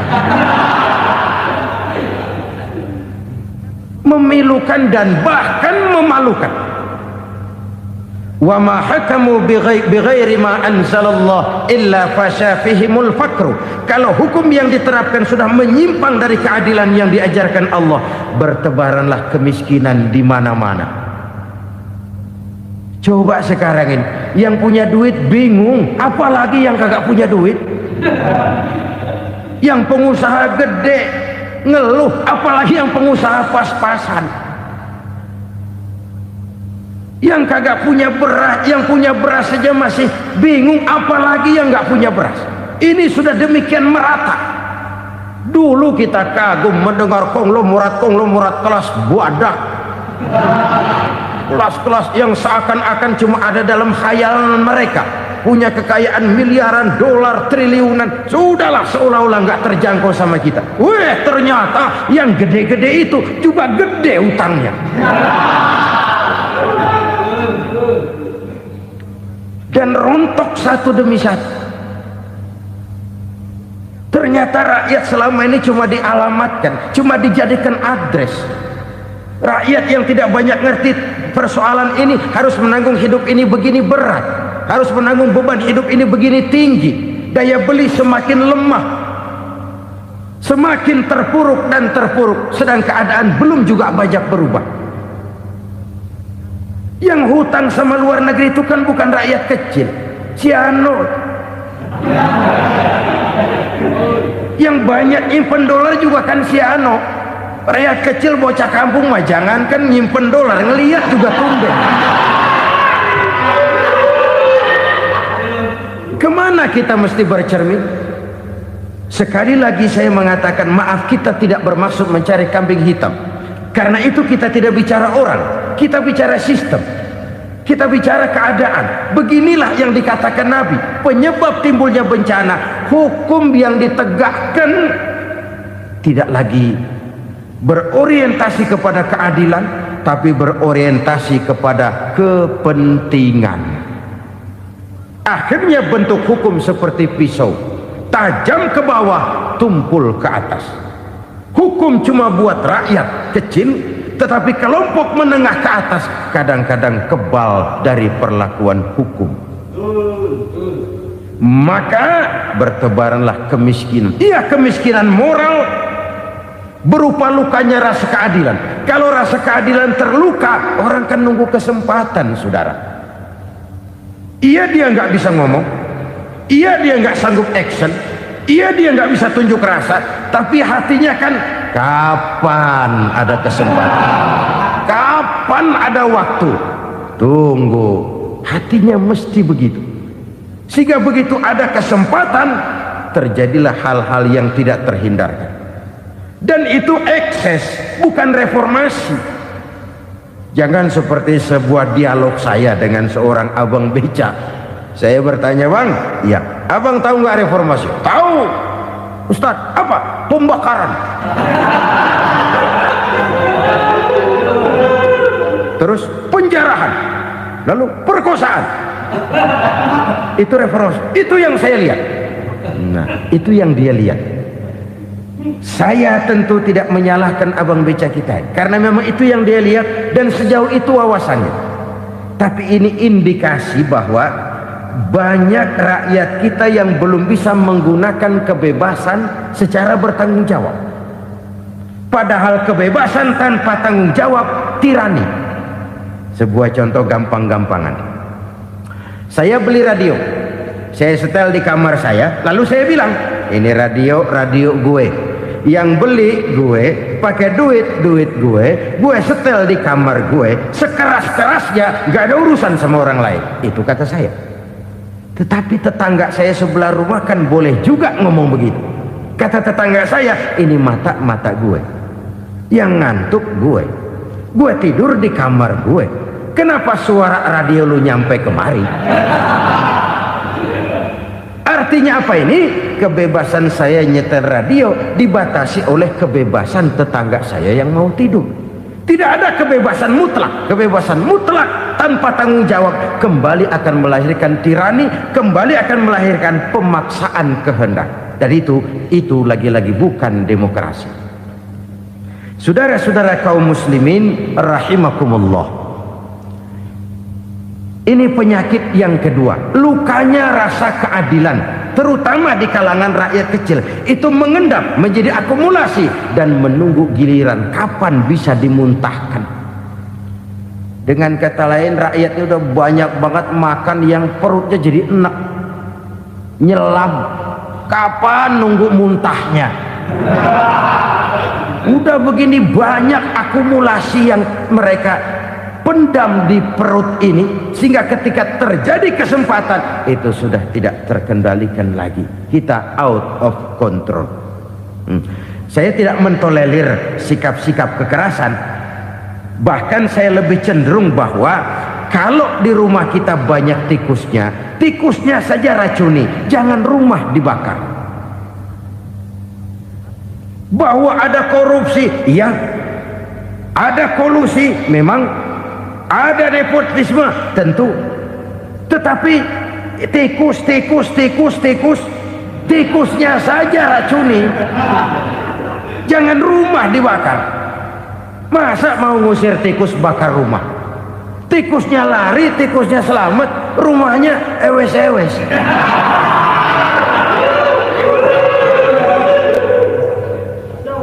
Tikus selamat, rumah nggak punya, masalah nggak terselesaikan dengan sebagaimana yang kita harapkan.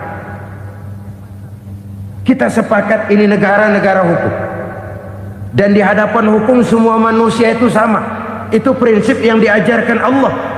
Al-musawat bainan nas fi takalifil ahkam. Semua manusia sama dalam berhadapan dekat dengan hukum Allah Subhanahu wa taala. Kalau hukum sudah pandang bulu, itu jelas yang enak yang banyak bulunya. siapa yang banyak bulunya? Monyet. Kalau hukum pandang bulu, monyet keenakan. Saudara-saudara kaum muslimin rahimakumullah, introspeksi. Mari kita bercermin bagaimana perjalanan hukum selama ini. Kalau introspeksi ini kita temukan, lalu ada upaya untuk memperbaiki diri. Jangan menggunakan tak ada gading yang tak retak, mikul duwul mendem jero untuk menutup-nutupi kesalahan orang. Padahal kesalahan itu sedemikian besar. Padahal rakyat kita tiap hari antri sembako.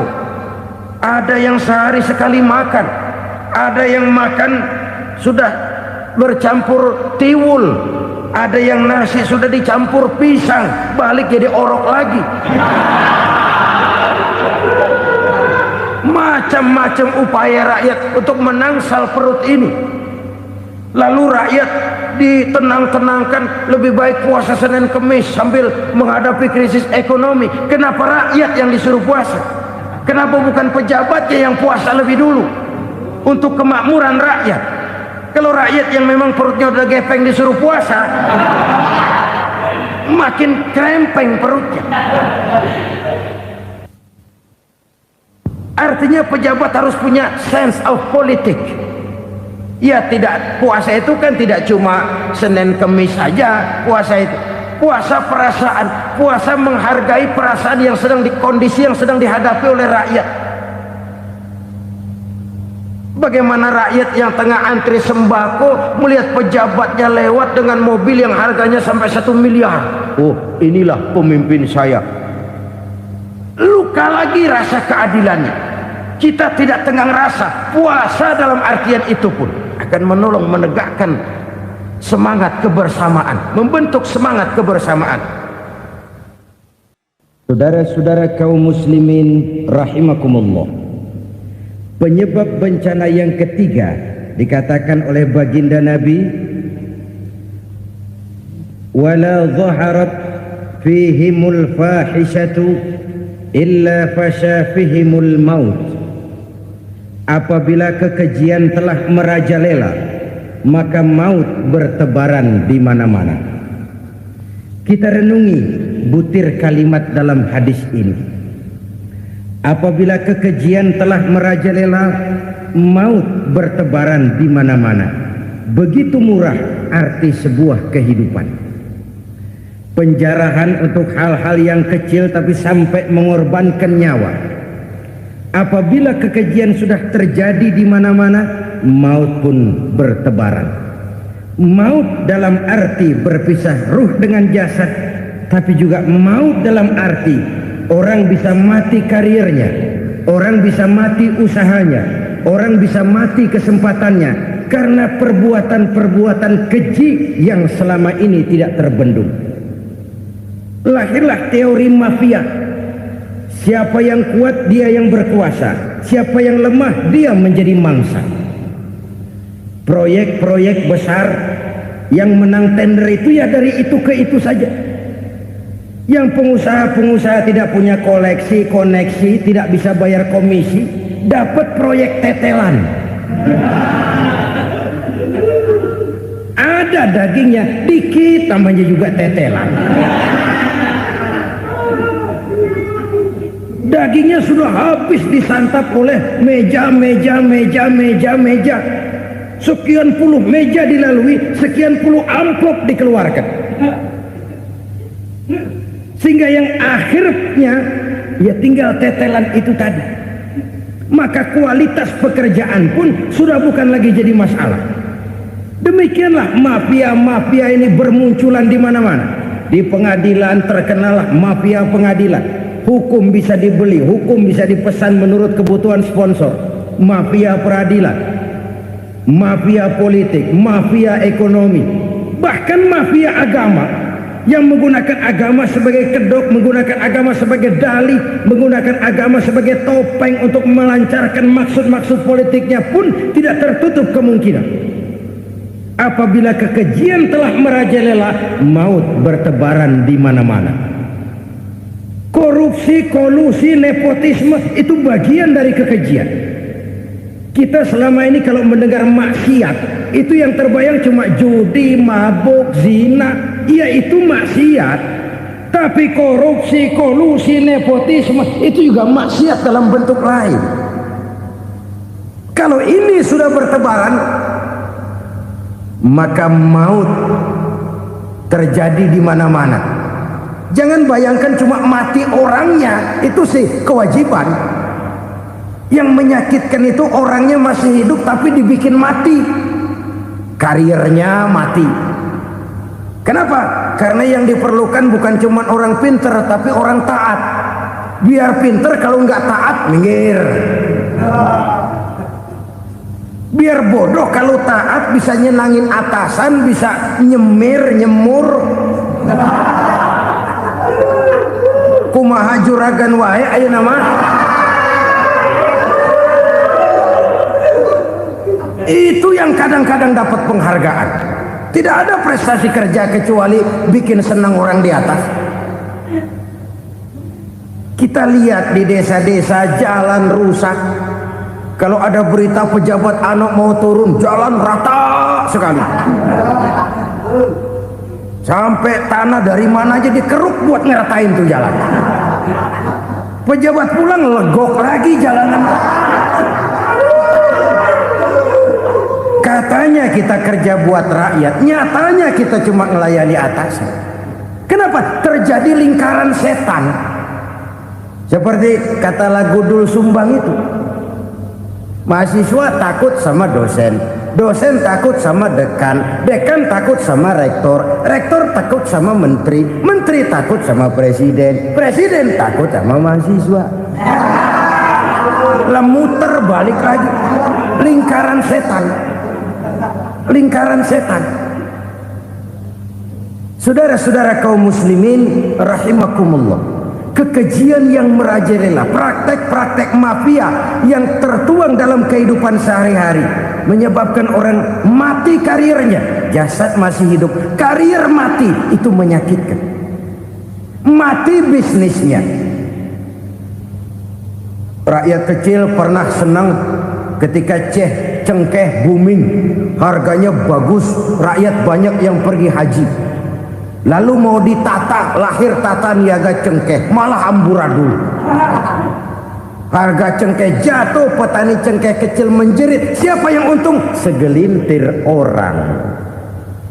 Masihkah kita pakai atas nama rakyat untuk kepentingan nasional, padahal yang nyanyi cuma segelintir orang? Masihkah kita mau bohongi rakyat ini dengan mobil nasional tapi bikinan Korea? Masihkah kita mau bermain verbalisme, bermain kata? Ini sebuah masa lalu yang tidak perlu terulang lagi untuk masa-masa yang akan datang. Kekejian merajalela, orang mati karir. Bisa mati usaha, mati bisnis. Usahanya maju, dirangkul, hancur. Usahanya maju, dipukul, hancur, tenggelam. Bahkan yang memilukan dan memalukan, badan-badan usaha milik negara itu dikebiri sedemikian rupa sehingga tidak menghasilkan hal-hal yang bermanfaat buat negara. Saudara-saudara kaum muslimin rahimakumullah, kalau nafsu yang sudah mengatur itu semua, maka kekejian pun merajalela. Orang sudah pakai teori mafia, yang kuat dia yang menang, yang kuat dia yang berkuasa, yang lemah silakan minggir di sudut-sudut kehidupan. Kalau kekejian seperti ini merajalela, maut bertebaran di mana-mana. Banyak orang mati karirnya, banyak orang mati usahanya, banyak orang mati imajinasinya. Sekarang ini dalam dunia seni yang banyak karyawan seni, bukan seniman. Seniman itu kan dilahirkan, lain seniman, lain karyawan seni. Sekarang yang banyak karyawan seni, bukan seniman. Mati karir, mati imajinasi, mati improvisasi, sehingga kehidupan persis sinetron. Sinetron itu Yang kita lihat rumah mewah, yang kita lihat rumah bagus. Gak pernah kita lihat di sinetron kita ini rakyat antri sembako. Kita dijejali hal-hal yang indah, yang wah, yang membuat kita tenggelam dalam gaya hidup instan, tenggelam dalam gaya hidup wah. Kita lupa dengan realitas keseharian di tengah-tengah masyarakat kita. Lahirlah kelompok-kelompok selebritis, dibesarkan oleh berbagai media. Selebritis pilek aja masuk koran, pilek.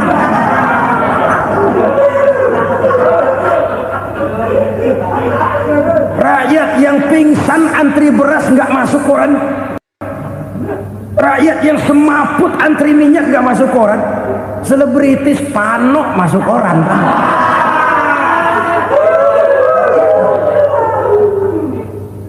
Kita besarkan hal-hal kecil, kita kecilkan hal-hal besar.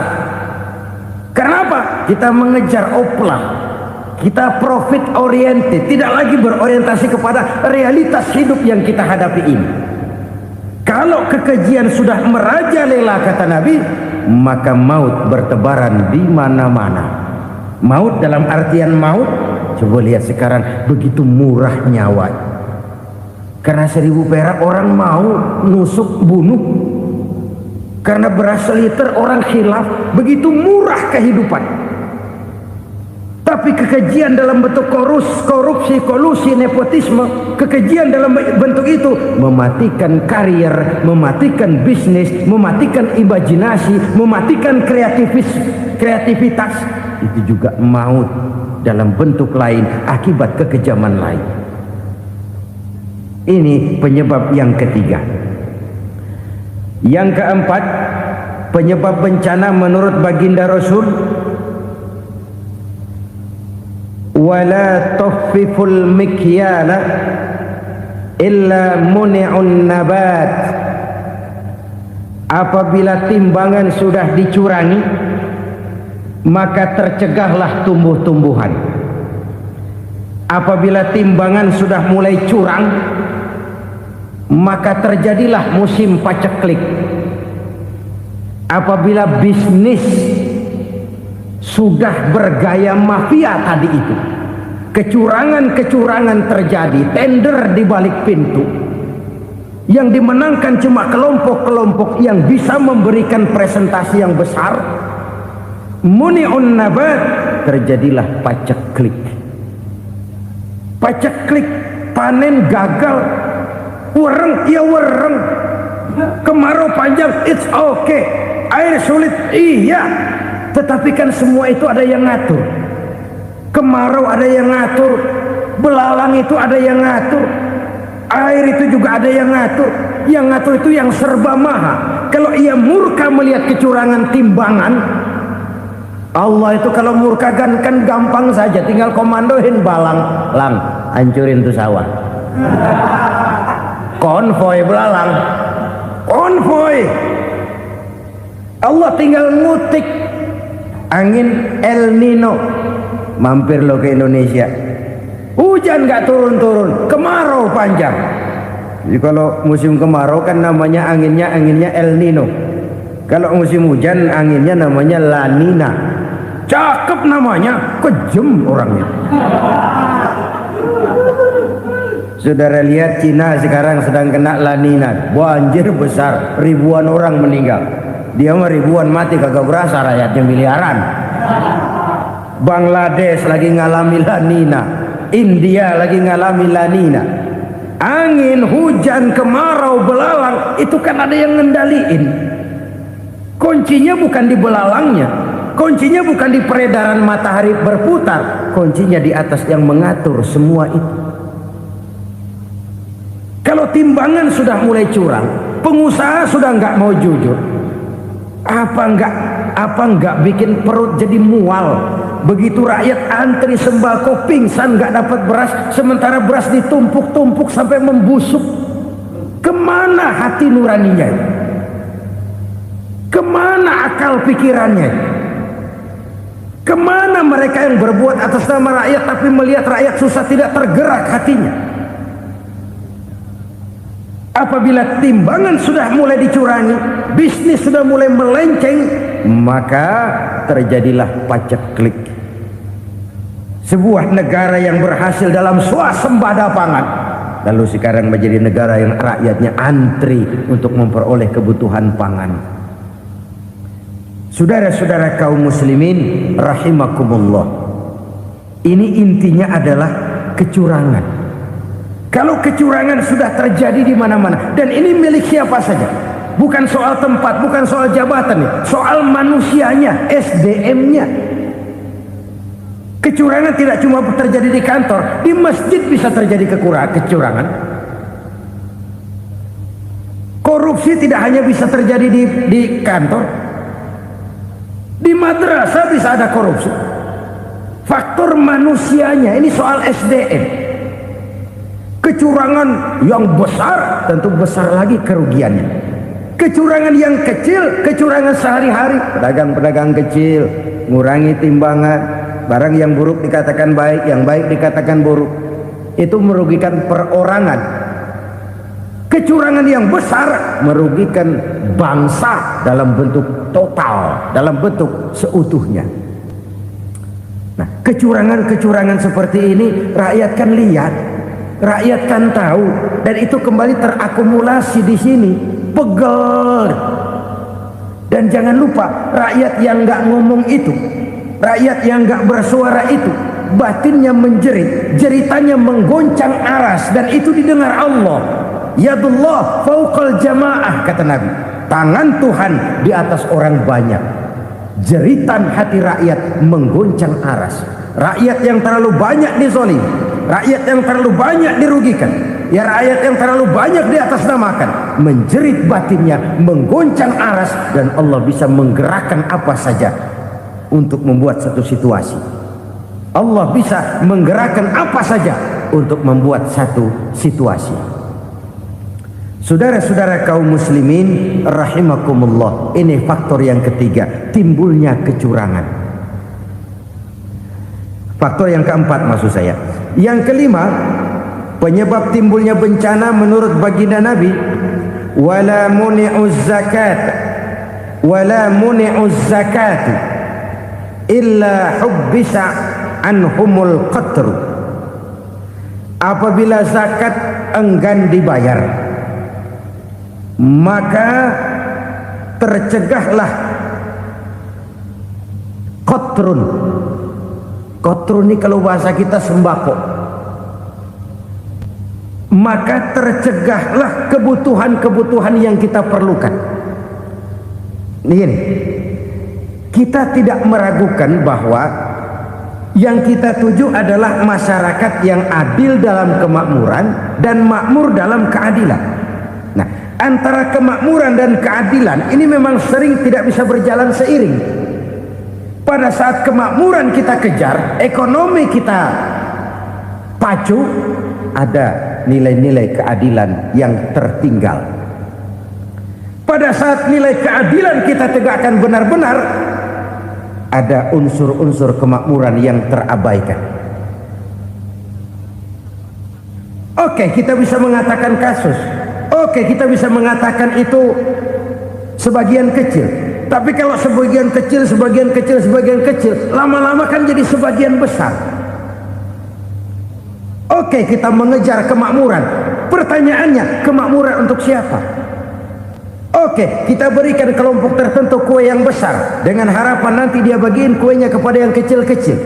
Tapi kenyataan, mereka yang dapat kue besar akhirnya malah lupa diri dan lupa daratan. Mau makin besar, mau makin besar, mau makin besar, malah memeras yang kecil-kecil ini. Sekarang kan yang kecil modali yang besar. Ramai-ramai buka bank, ternyata kamuflase. Uang banknya untuk kredit perusahaannya sendiri. Nasabahnya rakyat kecil. Artinya apa? Rakyat kecil disuruh modalin orang yang udah gede. Ini kan sumber geledek urusan.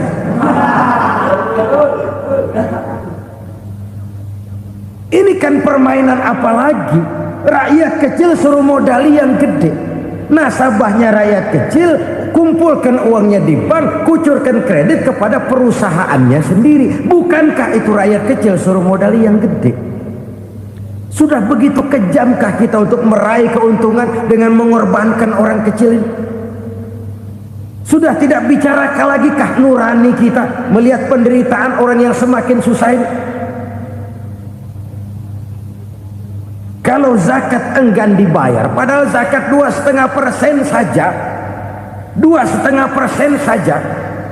Kalau itu pun enggan, kalau zakat saja enggan, bagaimana pula yang namanya sedekah? Bagaimana pula yang namanya infak? Bagaimana pula yang namanya santunan, bantuan? Kadang-kadang lipstick nyumbang si nyumbang, cuman nyolongnya lebih gede. Ini namanya sumbangan lipstick. Buat lipstick itu kan buat ngumpetin bibir pucat. Itu fungsi utama lipstick. Buat ngumpetin korupsinya, nyumbang kegiatan-kegiatan sosial, tapi yang dia korup lebih gede dari yang dia sumbangi. Lipstick kamuflase, nepu kata anak sekarang.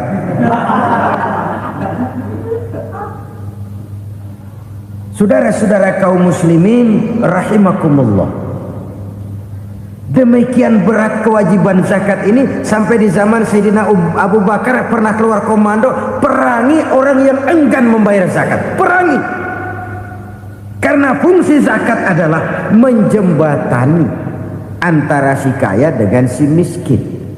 Bahwa ada kemiskinan itu Qur'ani. Allah menyatakan, aku melebihkan rezeki sebagian kamu dari yang lain. Ini kan kesenjangan. Allah melebihkan rezeki sebagian kamu dari yang lain. Ada itu. Tetapi itu berjalan secara nature. Nah, kalau direkayasa, yang kaya semakin kaya, yang miskin semakin terpuruk, yang sudah besar dapat proyek besar, yang kecil dapat tetelan. Ini kan rekayasa namanya. Kesenjangan yang direkayasa ini yang kita harus kikis. Nah, fungsi zakat menjembatani dari sisi sosial. Dari sisi pribadi, Nabi berpesan, zakku amwalakum biz zakat. Bersihkan hartamu dengan zakat. Sekarang ada istilah nyuci uang. Uang hasil korupsi itu bisa dicuci, dijadikan uang bersih. Bukan pakai rinso, bukan. Pakai politiknya koruptor, diolah sedemikian rupa sehingga jadi uang resmi. Sudah memutik, itu termasuk yang disebut kejahatan kerah putih, white collar crime. Kejahatan kerah putih, kejahatan pakai dasi, kejahatan kelas kakap. Makanya orang mendingan goblok kagak bener daripada pinter kagak bener. Goblok kagak bener itu gampang ngurusinnya. Pinter kagak bener, ini yang berabe bener ngurusinnya.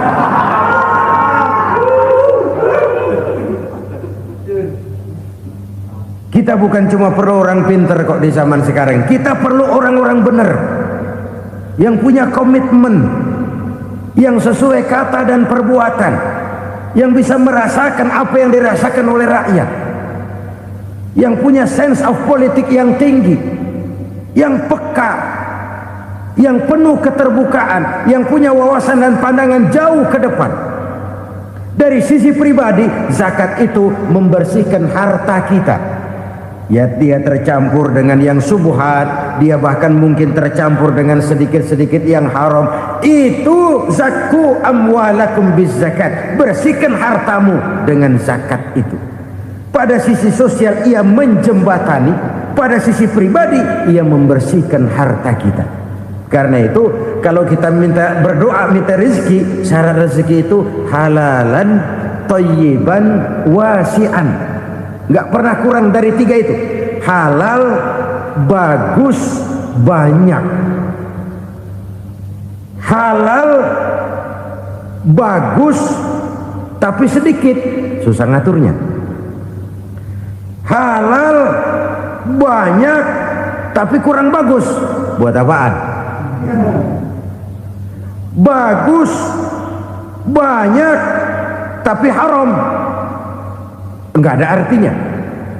Sebab kata Imamul Ghazali, kalau kau terlalu suka memakan makanan yang haram, dikunyah masuk ke dalam perut besar, digiling oleh perut besar, menghasilkan energi, menggerakkan sel-sel pembuluh saraf, kau juga akan cenderung berpikir yang haram.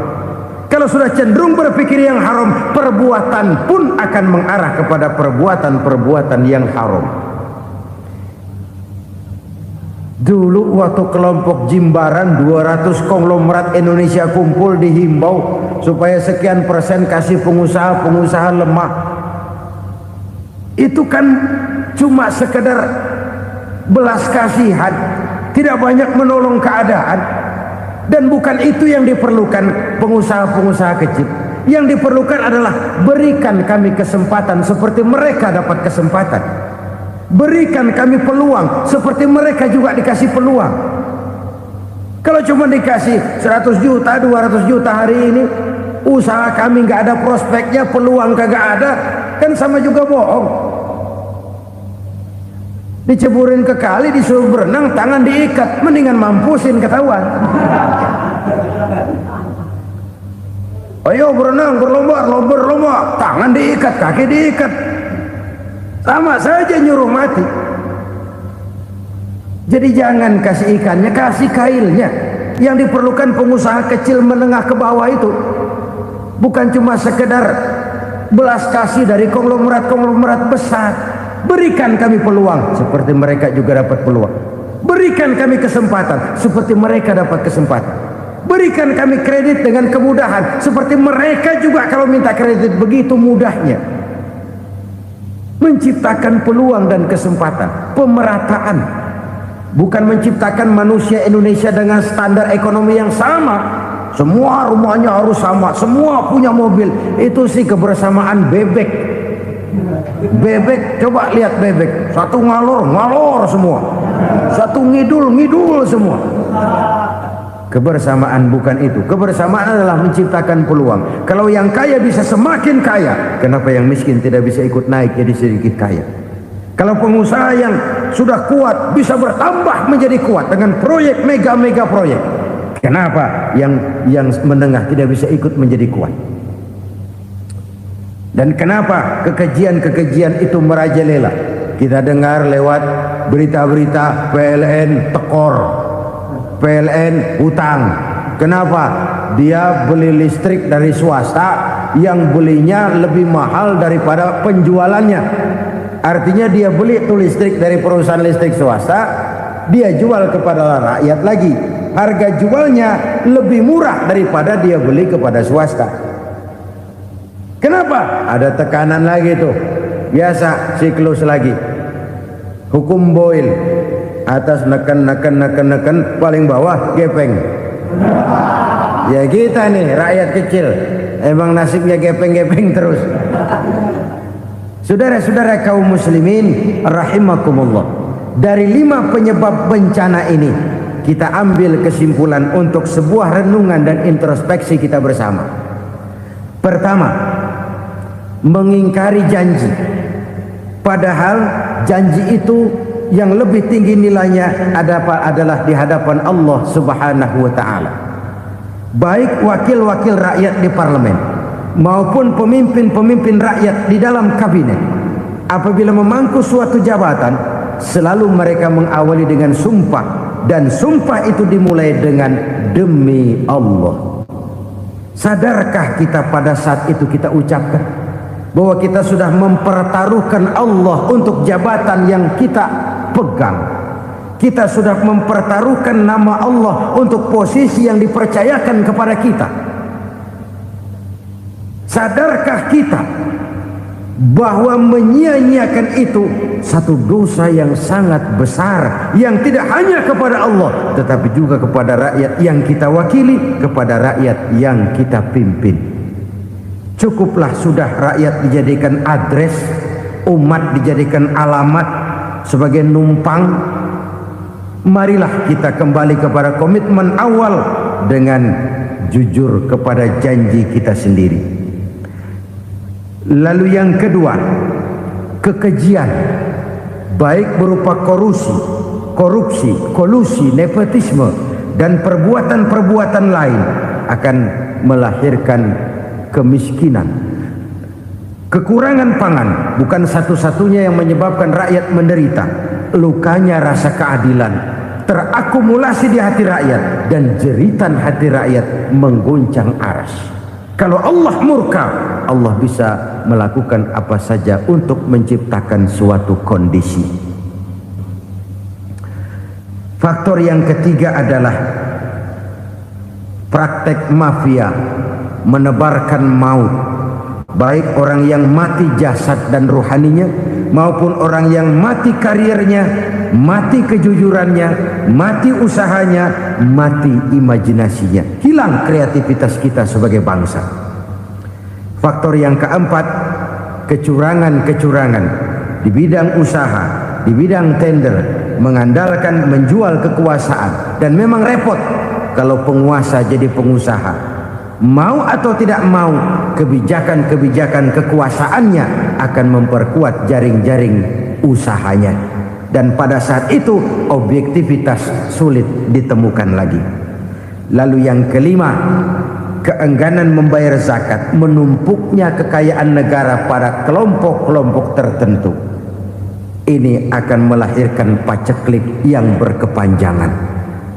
Menumpuknya kekayaan dan harta negara pada kelompok-kelompok tertentu akan melahirkan paceklik dan kemiskinan yang berkepanjangan.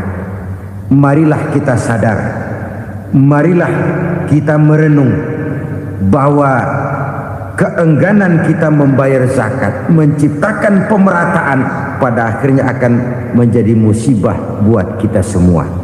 Saudara-saudara kaum muslimin rahimakumullah, sekian dulu jumpa kita kali ini.